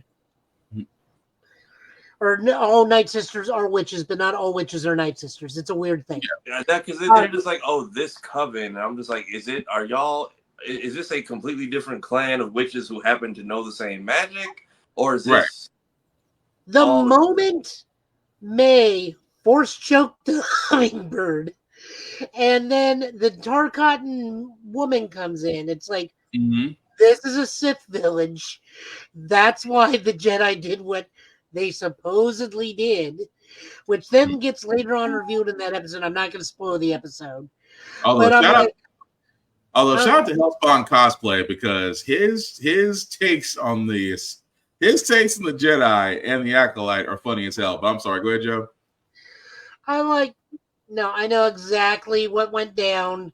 I know exactly who this Maze Master is by this point. Unless they swing left hard, I know what the plot. I know the remainder of the plot of this is. Gotcha. I'm like I said, this is new territory for me because my knowledge on Star Wars, unfortunately, is not that extensive. Which is why this is good for you. Yeah, I'm watching this like a brand new newbie. So thankfully, I have like you and Kira to kind of lean on to when I need to ask questions. So I'm digging it just because it all, as a fan of the dark side, this just confirms everything I knew about the Jedi. But for the last 3 episodes, definitely got my attention. That twin is basically Itachi. So I'm just gonna leave it at that for how I'm gonna put that in the episode.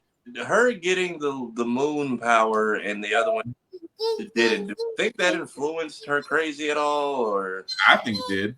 Yeah, she was evil to begin with. You just don't choke a hummingbird for no reason. Yeah, it is true. And I feel like we kind of did this in Clone Wars when they went to wherever that weird planet was, where they were like trapped inside of it for a while. And Don't bring that up again.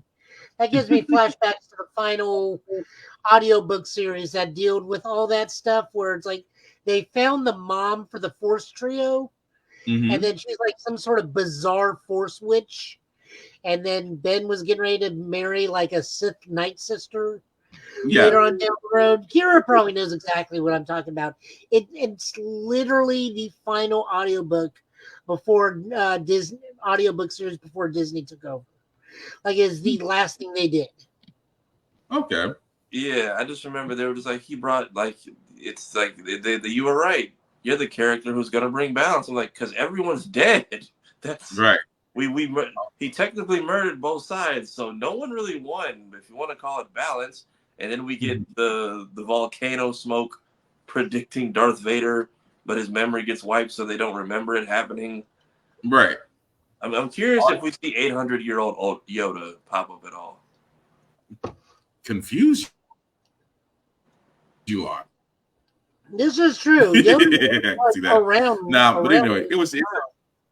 Yeah, so Yoda would technically be around right now. like 790 or 810 years old or something. Yeah, give or take. So it'd be interesting either way. But does it still make you guys still want to watch? Yeah, because now episode 3 is just turned into a big whodunit, and I feel like we're gonna get this same episode. The whodunit's so obvious, though. It really is. It feels like that. It feels like a lot happened very quickly. We went from room full of people dropping on a bridge, other things, people unaccounted for.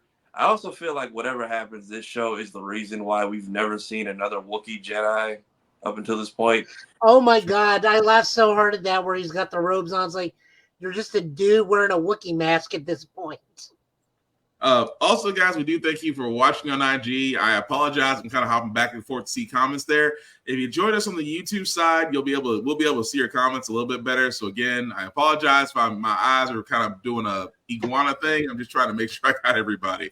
Kira, it is so bad, Kira. Like, it literally just looks like a generic dude in Jedi robes with a normal Chewbacca mask over his, like a $high Chewbacca mask over his face. Like, there is no like bulging or like huge puffs like coming out of the robes. It just looks like a generic dude in robes with a Wookiee mask over his face half the time. Nice. I mean, if he doesn't make it out of this series, I think they're on Kashyyyk. I would very much like to see him at least move like a Wookiee with a lightsaber. Like, don't make it easy. Like, be bouncing from trees to trees. And they've already screwed Kashyyyk up. Remember, like in the old days, Wookiees could not go to the bottom of forest floor of Kashyyyk. That's where all their natural predators were. That's why they were a treetop race. That is true. But I mean, is that throughout history or is that recent Clone That was Wars? up until Disney took them over. Like, it was a big thing in the Young Jedi Knight things where Chewie's nephew like had to go down to the forest to prove he's an adult. Yeah. And that's where he got the wood to make his lightsaber from. Was that the weird Knight's book with Lobaka, I think his name was? Yes, that's it. The one where he's got like the little tiny translator droid. I didn't know about the droid. I just remember seeing a Wookiee on the cover of the book with like looks like he's turning to the dark side and yeah, Globaka, that's his name. Yeah, I know the Lobaka books, but even in the wait. He never turned. Time out. Oh, damn. Okay, never mind. Yeah, my attention. I was like the cover. I'm talking about the audio book. No, we don't need to talk about Abeloth anymore. Let her go away. Good Lord, you almost have my attention.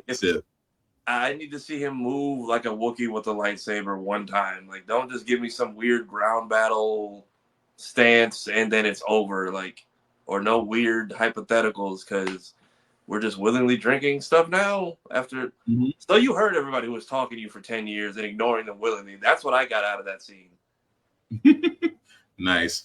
Well, aside from the Acolyte guys, I know Tafari, you and I, we are definitely fans of Amazon Prime, The Boys. Really quickly, what did you think of the first 3 episodes so far? Did we just run out? I know we're deviating from the source material, but did we just run out of stuff to do with Frenchie? Because whose man's is this, and why should I care? Frenchie going through it. Frenchie's always going through it because his ghosts come back to haunt him. What I hope we're not doing a Jessica Jones season 3 where everyone's biggest enemy is their own bad decisions. Because even him and Kimiko, like, I'm scrolling through last season, like, what did I miss? Where she's like, "We're never happening," and I'm like, what happened? What did I miss here? Right. Y'all been having y'all learned a whole sign language together, and if this was power of friendship, this whole show is fine. But y'all did not sell me that. I think they are taking a little bit of liberties with Frenchie and Kimiko, but not to an extreme. I will say that because I've read the graphic novel, so I'm like, it's not that far off. But the whole thing with Butcher, though, I'm like, yeah, they're trying to tell that story, which again, I'm not against it, but it's also, guys. Again, I know I have to say this. I have to say this for reasons. Please don't let your children watch The Boys. No. The Boys is not the superhero show you think it is, and it's also done by Eric Kripke, who also did Supernatural. Also, again, I can't stress this enough because I've seen the parents make that mistake and let them watch The Boys, and they regretted it after the first 10 minutes. So again, not gonna lie, I didn't catch it the first time. Did you realize that when Butcher tried to off that chick, the bullet ricocheted in the van? Yeah, and she just looked at him. And Papa looked at him like, that was the crazy part to me. Like, bullet to the head, what was it? A thermos full of acid, and she's just like, really, people, like, come on, I have to be on TV. Like, you ruined my dress. And I'm like, you could have easily murdered everyone here, but for the sake of whatever plot, we're just not going to. Oh yeah, she was thoroughly annoyed, but she's like, you guys can't harm me. So I keep forgetting that I also keep forgetting that her and Huey, I guess, were friends at some point early in the show. Yeah. She sees Huey as family because, well, she doesn't have any. And her daughter, well, I'm gonna leave that one alone because that just gave me Abigail vibes. Because if you haven't seen the movie Abigail, check out Geek by Heart because they give a wonderful review on Abigail if you haven't already seen it. Also, yeah. I guess instead of doing MM dirty this season, it's just going to be the team. The sacrifice is the team doing him dirty because everyone just disobeys his orders or gives him the middle finger. Like, and then shout out to your boy Roshi. He had the funniest tweet. I don't know if anyone else noticed, but Mother's Milk lost a bunch of weight. You got to call him Almond Milk now. Bro slimmed up and is rocking the mustache like Eddie Murphy. You ain't lying. He actually has he's toned up a little bit. So I guess you have to call him Almond Milk now. Damn. But yeah, no. I like that. If he's gonna be in charge, that's fine. But I don't want to be just, the boys fell apart because after 4 seasons, everyone just fell into bad habits. Like, person's recapping, Kimiko is getting drunk for whatever reason. Oh, she discovered beer. So once, so go ahead, Joe.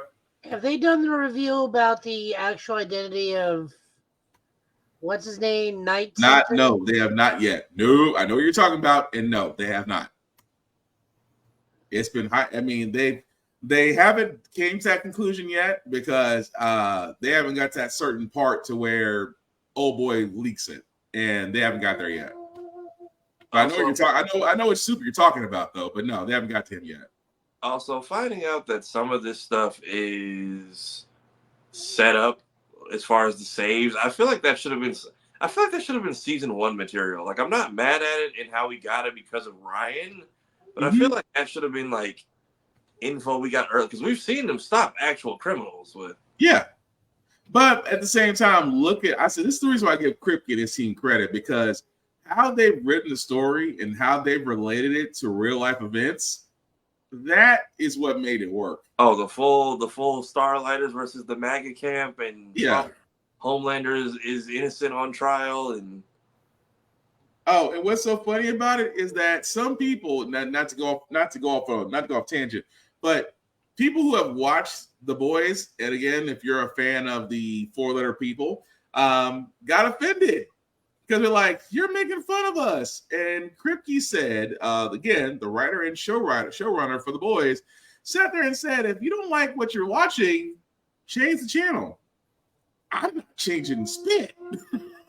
So I had to give him credit for that. But yeah, it's written off the rails in such a way now that, it's sad that the additional news that we do have behind The Boys is that season 5 is going to be it. So season 5 is going to be the final season for The Boys. And how many episodes do we have this season? 10, I think. If it's 10, that's fine. If it's 8, I'm a little sad because we just got almost half of it at once. But yeah, I like that we're at least getting shows that have a end goal in sight and not just planning to run forever. Yeah. Well, that's always been Kripke, though. Kripke's always been a 5-season guy. Except for Supernatural, but that was the CW's decision.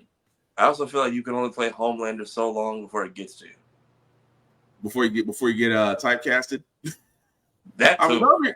Don't be wrong. Anthony Starr, phenomenal actor. You brought Homelander to a screen in such a way that I didn't think was possible.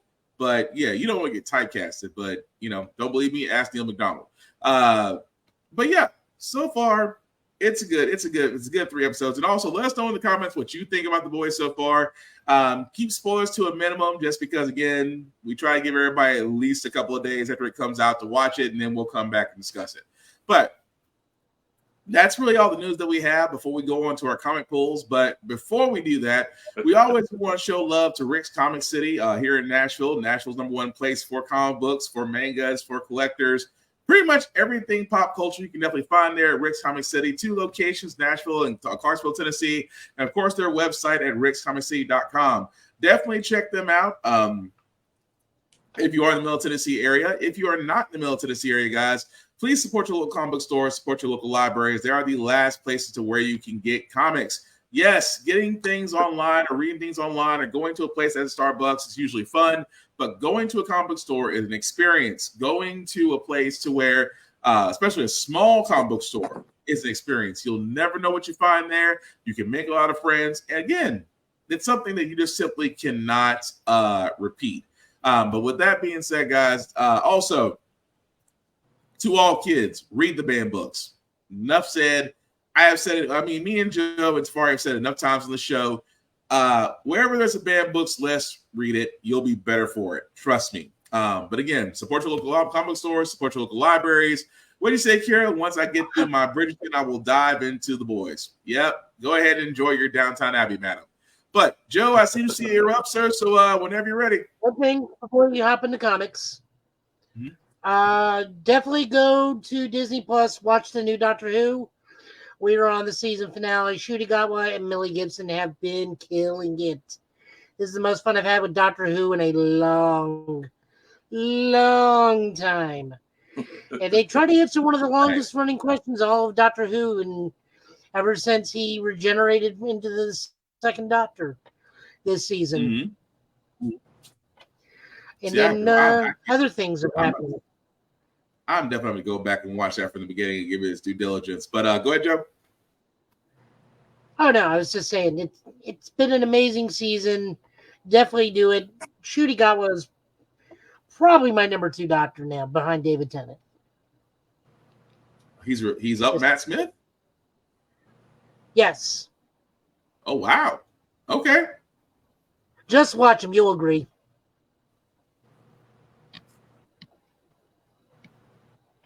I'm going to keep that in mind. Alrighty, so for comics, we got a bunch, so we're going to be shotgunning a good chunk of these.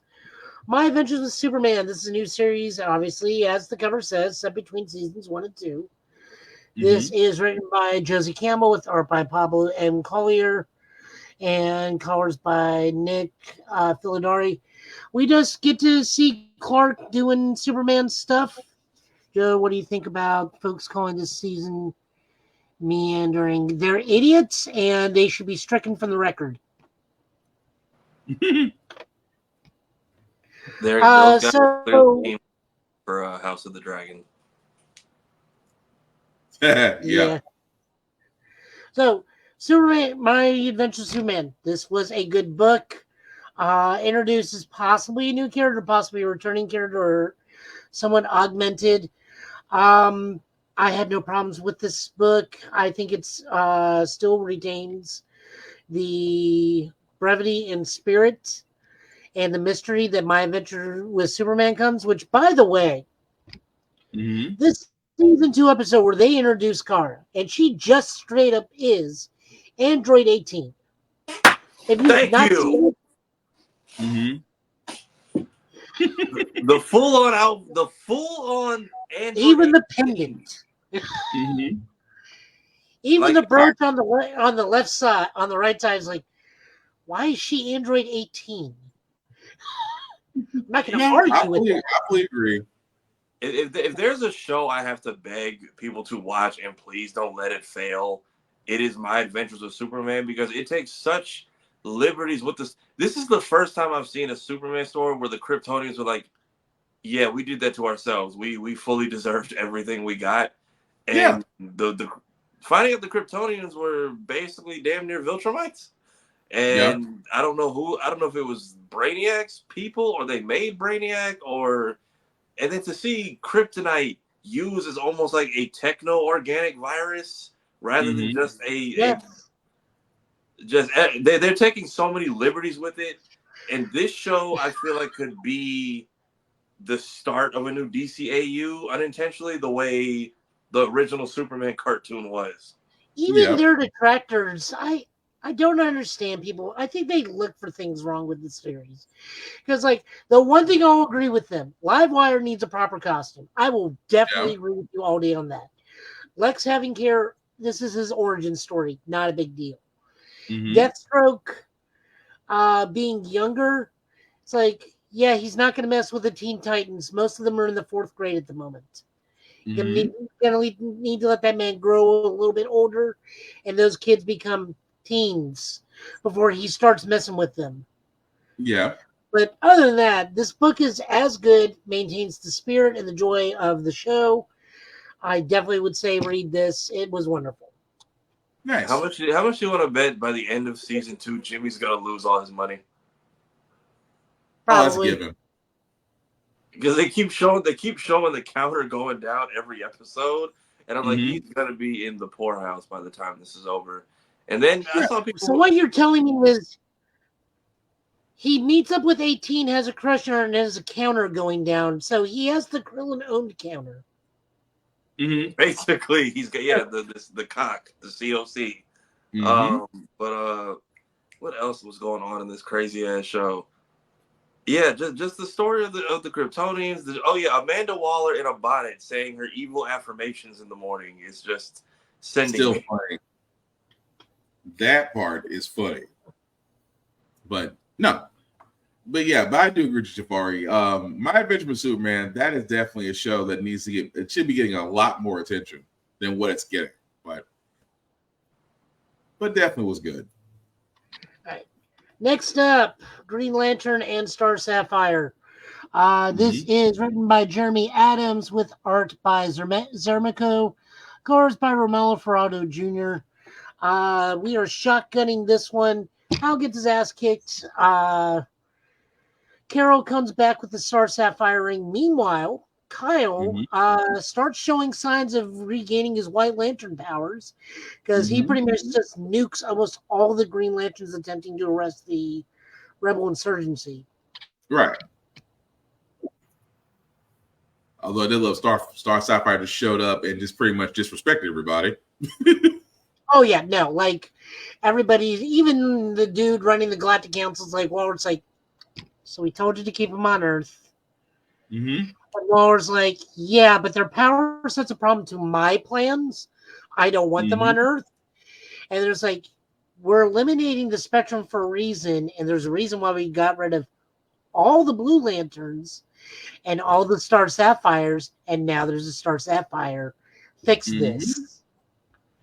And then which is fine and all because it's Carol and Hal, but like I said, Kyle being over in the background, starting to show regaining his White Lantern powers.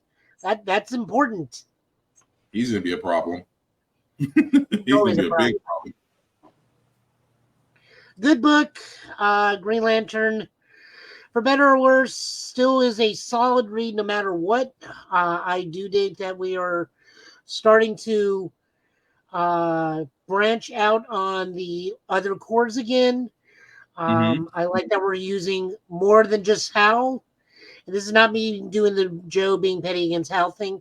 I do like a Green Lantern book where it focuses on the core or a larger spectrum of lanterns rather than just a singular lantern. No, that's a fair assumption. Moving on over, again, we are shotgunning this one. This is Blue Beetle, written by Josh Trujillo, art by Adrian Gutierrez, and colors by Will Quintana. This is the end of the first arc or second arc with Beetle, where he fights the giant robot powered by the Green Scarab. Victoria's put in her place. Ted is back up and running. And we will be moving forward to the next arc from here. I liked it. Solid questions on experimentation on living things because Victoria is basically doing torture to the Beatles. Mm-hmm.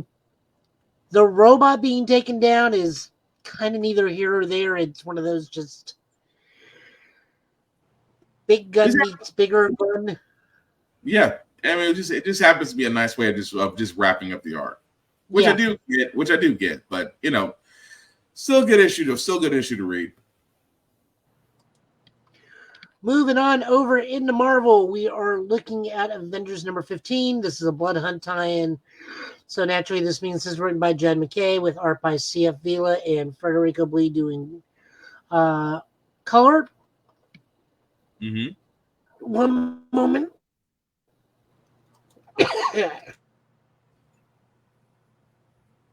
All right. Choking on spit. Bless you. Gonna die. Choking on spit. Gonna die. So we are still with Captain America and his. Hold on. See, that's going back to haunt you. You summoned it and it came. It sucks. That's a big tingler bug over there. I'll have to deal with that later. So, anyways, Blood Hunt, the Avengers tie-in. As this is Captain America during a vampire event, which must mean we have to take down Nazi vampires. Being run by Baron Blood, who have taken over a SHIELD helicarrier and are using it to hold millions of people hostage in a attempt to establish a human farm so that Baron Blood can make more Nazi vampire soldiers. Also, Kate Bishop and Hercules is there for hilarity. And Hazmat. It has not disappointed. Very good, small one. Did Hercules just sound like 4 in this whole entire episode, in the whole cyber issue? I was like, Kate Bishop, we need a speech to rally everybody. You do it. No. But I'll give the speech anyways. And then just gives a perfect speech like you just had that one in the pocket, Sam. But yeah, I just feel like for every no, that's Blood Hunt, different one. Oh, right. Damn it. This is the Kate Bishop one where so it's like, so you're just a normal person. Yes, but I shoot sticks and vampires hate sticks. Although still the whole thing with Baron Blood though. It's like, Captain, we've done this for a while. Yeah, you just don't seem to die. Good book. Blood Hunt tie-ins are fun. I can't wait for the Magic one. I really can't. That's going to be my favorite out of all of them. Miles Morales Spider-Man, also a Blood Hunt tie-in. You need to read this before reading Blood Hunt 3 because this explains why Miles is a vampire at the end of Blood Hunt 2. Written by Cody Ziegler with art by Brent Peoples and Daniel Piccigato. Bless you. Hold on. Uh-oh. And he really did sneeze. Yep. It has. There it goes. Yeah, there it goes. I should not have eaten that night bagel. Oh,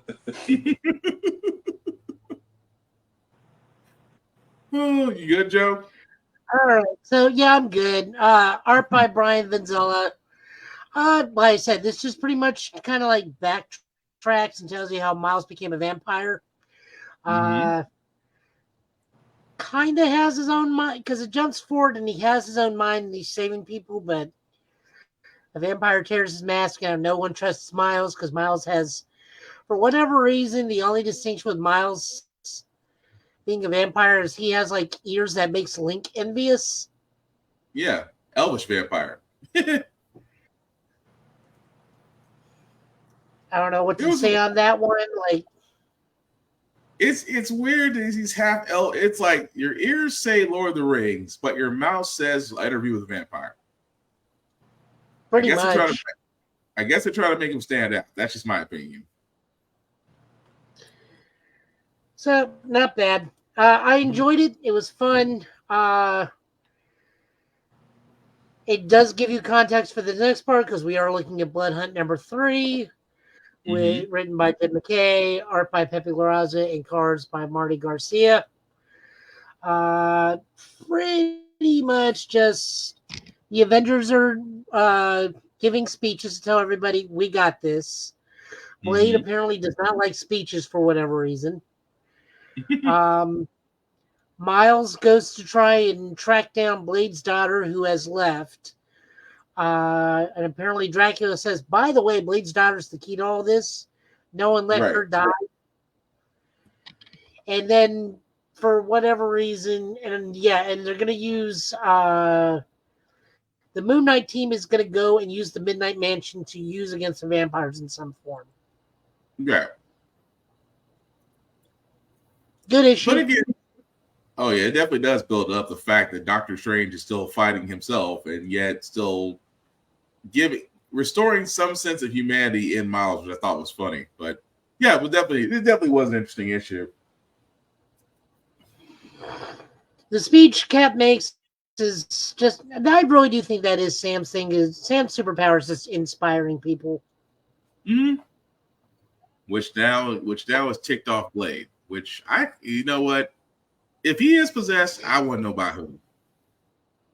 And I guess he can't get to Wanda because Wanda's put a barrier or something around her.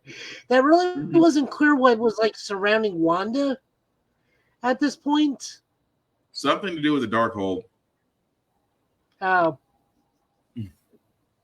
At least that's my guess. It wasn't confirmed, but that's my guess. Yeah, like Blade has Wanda, but is yet to turn Wanda. But I think he can't get to Wanda. Right. So she's pretty much just being a witness. So we got also X-Men Bloodshot with Jubilee, former vampire turned single mom turned mutant single mom. Pretty much she runs into someone being turned into a vampire, gets turned into a vampire, but because she knows how to deal with vampirism, apparently a vial of rat blood can at least like quench the thirst enough to regain your humanity, your cognitive abilities long enough.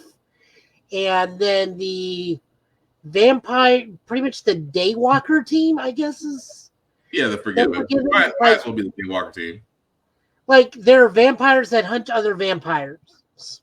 They're kind of like Blade, but I don't think they can daywalk. I think they only operate night. But, like, the vampire hunter vampires team up with Jubilee because they're all friends from a previous X-Men issue. Yeah. Not bad. If you're a Jubilee fan, this is something to read. I mean, anybody with light-based powers in a vampire fight is actually kind of helpful. Just true, it's like part of the execution. That's the other reason why there's a Jubilee one-shot, is because she is technically part of the X-Men Vampire Extermination Squad, the Exterminators. I'm just wondering where everybody else is, but we'll answer that in a little bit. Next up, we got Blood Hunters number 2. This is a little bit of short stories. The Hulk dealing with vampires. Kate Bishop dealing with vampires again. Dealing with a vampire that's hunting other vampires and 2 ghost twins. Maybe. Then Elsa Bloodstone, one of her friends got turned into a vampire and teams up with Dagger, who cures White Widow's vampirism, but becomes a vampire as a result of it. Yeah. Or did she get bit? She's somewhere along the line got bit. It didn't actually show where, but she was bit somewhere. But held off long enough to cure White Widow of her vampirism. Pretty much. Not bad. This is kind of like off to the side what some of the other heroes are doing. Still better than the Spider-Man tie-in, which we are not covering because that's stupid as shit. Look, I don't care about. Look, it is not me being mean or anything, but You're teaming him up with the Lizard and Misty Knight, which, no offense, Misty Knight's wonderful, but makes no sense in the context why you're teaming Spider-Man up with half the Daughters of the Dragon and the Lizard to fight Morbius for whatever reason in Blood Hunt. No one's talking about that. Some of these dudes you see in the background are in other comics, but we're not dealing with Peter. I'm not disagreeing with you, but it's still funny. It's still funny.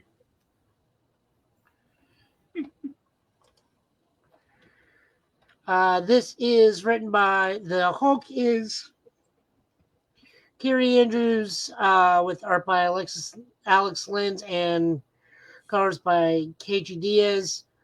The Kate Bishop is Ann DeCenti, drawn by David Bodion, and colors by Javier Tartaglia. And the Elsa Bloodstone and Dagger is written by Erica Schultz with art by Bernard Chang and colors by Marcelo Mielo. Mm-hmm. And we get to the next up. We get to the end of the Krakoa era. X-Men, Uncanny X-Men 700. This is the grand finale for the Krakoa era of X-Men. Mm-hmm. This is written by Jerry Duggan, Al Ewing, Kieran Gillen, with art by Josh Cassera, Phil Noto, Lucas Wernick, Linnell Francis, Walter Simonson, Mark Brooks, John Romita Jr., who actually does a really good job in this one. Why can't we do this in Spider-Man? You know why. I know. Scott Hanna, Jerome Opina, Luzano Vico, Stefano Caselli, and Sarah Pacelli. I guess Sarah stopped being Witchblade and became a inker. Art by Romulo Fernando Jr., colors by Romulo Fernando Jr., Phil Noto, David Crowell, Laura Martin, Sonia Obeck, Marcio Menez, Matt Hollingsworth, and Matt Wilson. Lots of stuff. Lots and lots of stuff. Xavier survives an assassination attempt made by Wolverine, has a heart-to-heart with Eric. Mm-hmm.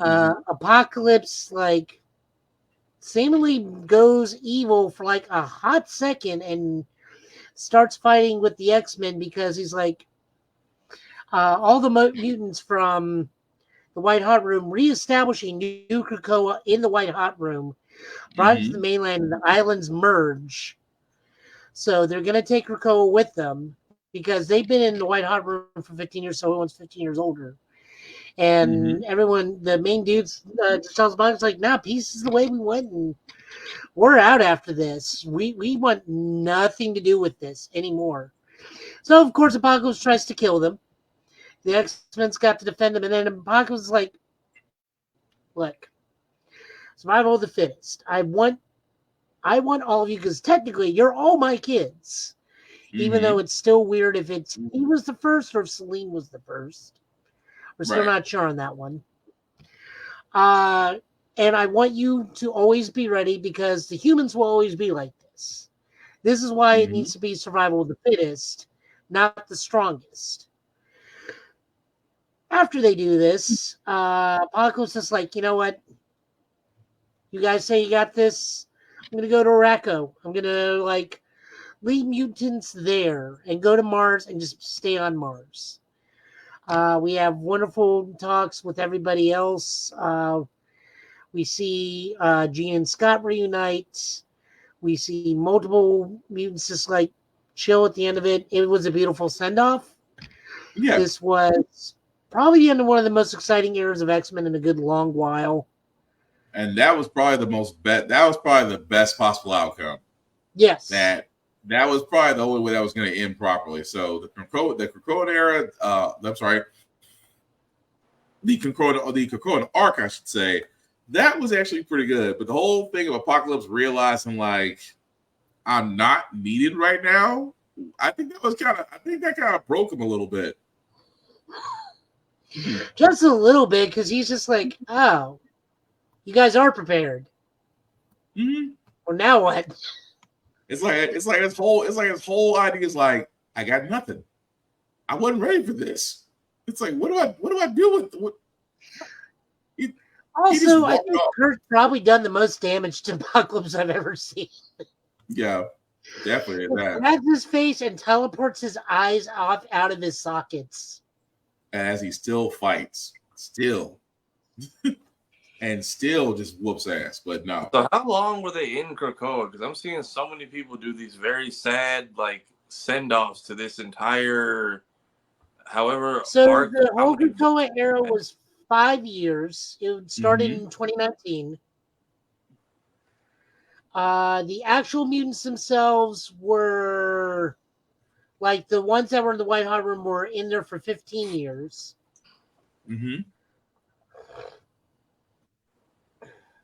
Everybody else was in real time. So, like, 5 years has passed. Yeah. Okay. So about that. But it's actually been, but in the White Hot Room, it's actually been quite longer. But enough time has passed for them to sit there and actually figure stuff out. So by the time they do kind of catch up with the timeline, they're like, "Yeah, we discussed it. We're leaving." That's what it came down to. But it's not entirely over, because we have X-Men Era of the Apocalypse, which does technically serve as, right here, editor's note, this takes place immediately after X-Men 35, which is also X-Men 700. So Apocalypse has gone to rule on Araco, on Mars, but he wants somebody to take his place on Earth to make sure mutants don't ever become soft. So he gets a handful of people like Richter, Danny Moonstar, Emma, Exodus, Archangel, to see who could get his great treasure and claim the throne as alpha mutant on Earth. And also a surprising appearance of his own son, Genocide, which is the mainline universe version of Holocaust from Age of the Apocalypse. Okay, I thought that's what that was. It kept bugging me. I was like, why is Ghost Rider here? Yeah, it kind of looks like Atomic Skull. It just kept Transformers. Huh? No, I said it just kept throwing me off. The more I looked at him, like, why is he even here? I'm like, that doesn't make any sense for him to be here. But I digress. Keep going. Transformers #9, written by Danny Warren Johnson with art by George Crona and colors by Mike Spicer. So the Devil's here now. Shockwave came. Lots to talk about in this book. Big drag-out fight between the Autobots and Decepticons. Cliffjumper and Jazz not doing that great. Ratchet really not doing that great. Shockwave has come to Earth, meaning the Devil has once again stepped foot on Fermentera. If you don't know what I'm talking about, I can't help you. You need to start reading the IDW books. There's the Devil, and then there's Shockwave. Yeah. Meanwhile, Alita 1, who has the barely alive corpse of Ultra Magnus, is running for the Gabaticons, and just through sheer coincidence finds a space bridge to Earth. But once again, I enjoy the writing of this because the big standout to me was actually Astro Train, who, per Soundwave's command, goes to find Spike Witwicky, goes to a hospital, holds the hospital hostage, but literally tells the doctors, like, I don't want to do this. I don't want to hurt any of you because you guys are lesser life forms than us. You don't need this. We're just here. You're just going to have to deal with it. But I want no harm to come to you. I just want the kid. Which is, again, interesting that the Decepticons are more lenient to the humans than most people outside of Starscream, but we don't need to mess with him anymore. Remember, he kicked Soundwave's cat. Great artwork. More wrestling moves as we see Shockwave hit Prime with the Tombstone Pile Driver in this issue. Wow. Is Optimus Prime supposed to be Atlas right here? Yeah. He's found the intruder in his studio. Mm-hmm. Just wow. But it was a good issue, though. Yeah, no, this was really, really good. It also saddens me because, like, Alita makes Prime leave and Cliffjumper and Jazz are still there. Mm-hmm. So Shockwave just starts dragging Cliffjumper away. It's like, we got experiments to do. Painful experiments. Still, wow. Apparently, the new movie's doing really good too with early screenings. So, oh yeah, Transformers 1. Do you say Tafari you saw that they got a standing ovation in yeah, streaming? apparently it is beating all expectations. I can't wait for that. That does give hope. I told everybody the moment we saw Steve the Viacon, we knew that movie was going to be good. Steve Viacon. Nice. And rounding up the night, we got Jason Aaron's lead into Teenage Mutant Ninja Turtles with this Alpha series. Each alpha issue is going to be focusing on a single turtle. This one's going to be Donatello, who's somehow got caught in a black market mutant fight ring. And it's just kind of like in it to protect the other mutants. So he continues to stay. Meanwhile, old Hobbs from the previous continuity. So I'm really confused. I thought this was supposed to be a full reboot, but apparently Jason Aaron's just taking over the previous continuity and moving forward. Mm-hmm. I thought, like I said, I thought this was like a full reboot. I don't.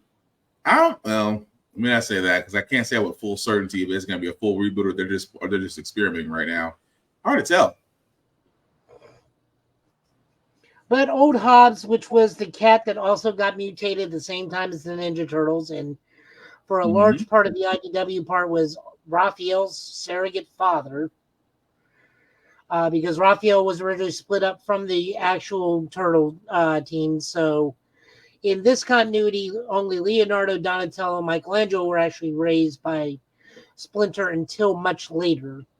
Is on the Mutant Islands as he's running the Mighty Mutanable, which in this instance is a actual military task force protecting mutants from humans or being exploited by them. And they run into the scientist who made the mutagen who accidentally mutated herself into a Black Widow hybrid.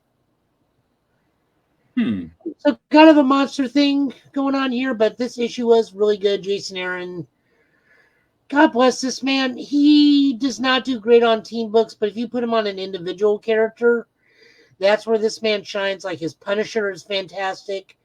His Avengers was god awful, but like he shines more with smaller teams or individual characters, and it really does show here. Yeah, makes sense. That's it. That's all we got. We had like a lot of books to go through. Okay. Well, thank you, Joe, for that. So as we wrap this up, guys, we do want to say thank you for all those that watched, that liked, that let people know this is live, that shared this. We just want to say thank you, especially those that commented. We want to thank you guys as well. Again, on the Instagram side, I apologize. We try to direct you guys over to the YouTube or Facebook sites because we can see your comments versus me hopping back and forth. It makes things a lot easier. But as we are all signing off, Sir Tafari, I'll let you go first. You want to let people know what you're doing, sir? So you can find me on all platforms underneath this name right here. I post on Mondays to make them a little less terrible. I also do the editing for Blurred's Eye View. We actually did a reaction yesterday. They have a new collaboration with Martian Blueberry and Walmart called the League of Black and Unlimited Dads. So it was really cool. Go check that out. Really hits you in the gut. We also dropped our interview today with Anidas Quinones, who, if you don't know, that is the English voice of Mirko from My Hero Academia. came out just before the show started. So if you could please go watch both of those, would really be appreciated. All right. Joe, you want to let people know what you're up to, what you're doing, sir? Aside from probably resting after cleaning out the garage. Yeah, I got a lot of dust in these lungs from that today. I was gonna say you need to sleep within air filters, man. I'll just sleep next to a fan with my mouth open. It'll clear out eventually. No, I'm everywhere. Twitch Joe Tang, last name Joe, the number 10 LO over on Twitch, but it's also Joe Tang, last name if you look me up. Show a Guy Joe, which at some point we're gonna do Ultraman things on there. That new Ultraman Rising movie came out. I thought that was a TV series. I thought it was too. Apparently it's a 2-hour movie. Interesting. Okay. So we'll hear about that probably next week if I can watch it. And then Total Justice Gaming. At some point I'll go back to fighting, but I will stream some Street Fighter every so often. Probably about an hour and a half. It's been fun getting back in there. Manon is... You can do things with Manon now because of this new patch. I just can't wait to replace all the Akumas with all the Bisons. You can be seeing old man Bison. I mean, I'm just going to keep that. Why do we have to keep teaching this lesson every time, old man?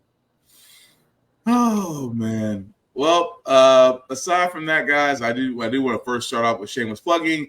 I do want to shout out with BlurStation.com. Besides me, Tafari, Room Full of Blurs, Geek by Heart, and many others have used the hashtag BlurStation Beta because we've shown tidbits of what the site is, guys. It is the platform, the vehicle that we want to show various things from movies, television, anime, comics. It's basically what we asked for. It is the Netflix, Hulu. It is literally the vehicle that we want you to join. Again, you can join by hitting the Join Now button. If you do that, we do hope that you do select the Blurred's Eye View Affinity membership, where you can select myself, Black Spartan, or Tafari TV. Either one of us, we would certainly appreciate it. And it has the price of $10.99 a month. Yes, $10.99 a month. At the same time, guys, the content is still going to remain there. It doesn't come off. It doesn't get removed. $10.99 a month, what you pay. 36 months of paying $10.99 a month, you do have the ability to own a piece of Blur Station. And yes, if you are a content creator, if you're wondering, you can have your content on Blur Station. You do have to join as a member first. Once you have joined as a member of Blur Station, you'll be able to speak with those behind the curtain. And once everything's worked out, your content can be shown there. And you get to own your content. The only thing that the Blur Station does ask for is just a piece of distribution. Not a bad deal. So definitely check out BlurStation.com when you definitely get a chance. As for myself, guys, you can find me, Black_Spartan615 on the interwebs. As I usually do here, and as far as you'll find me here on Blurred's Eye View every Tuesday and Thursday. Again, guys, our podcast can be found where a podcast can be seen or heard on various platforms. Also on Always Record TV, you can definitely find us there as well. And beyond that, again, like, share, and follow. Like our good friend Reverend Navy says, like, share, and follow costs nothing, takes a second for you to do. We certainly appreciate it if you actually did that, because again, that helps us grow. And that's what we want to do with GetBit. We want this to grow. But we certainly cannot do this without you. Outside that, guys, con season has happened. The rules still apply regardless. Number one, respect cosplayers at all times. Cosplaying is for everybody, regardless of your color, regardless of your weight, size. You can cosplay as anything that you want, except blackface. Just don't do it. Blackface will get your ass kicked. I'm just warning you now. Number two, please groom yourselves. What I mean by that is, guys, wash not only your bodies but your clothes. Use a rag. Use a wash rag. Use soap. Use deodorant. Use cologne. Have clean clothes, because these cons can be very spacious, but sometimes it can be sardines in a can. And you really don't want your first impression of you going to a con stinking up the joint. That's all I'm saying. And number three is the same rule that I have for myself, that I have for everybody else. These cons, you get a lot farther if you're nice. Manners and kindness go a long way. Simply put, be nice, be kind, share your fandoms. You will get a lot farther in life. But simply put, don't be a dick about it, and we'll all be cool. So as we wrap this up, guys, any last words we call tonight? GG, Microsoft. GG. Right. Happy Father's Day. Oh, and yes, to all those fathers out there. Happy Father's Day. Hopefully you enjoy your day. I know I did. I got an early Father's Day gift. I can't wait to unwrap this thing and actually get this thing set up and start playing. But if you are a father, whether you're biological or stepfather, or you've been a father figure, really true, or if you're a cat dad or a dog dad, if you're a furry dad, this includes you as well. I'm sorry. I'm salivating for some odd reason right now. I apologize. But yes, happy Father's Day to all the fathers out there. You guys, your hard work, nothing of that doesn't go unnoticed. So hopefully you guys be able to enjoy yourself around your families on Sunday. But again, happy Father's Day. Enjoy your weekend. Outside that, guys, we'll be back here, same Get Bit time, same Get Bit channel to cover the news of the week.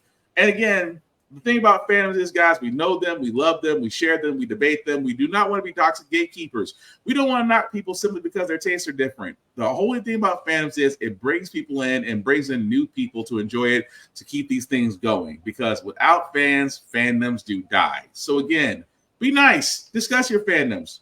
Don't be a dick about it. That being said, I've been Will. He's been Joe. He's been Tafari.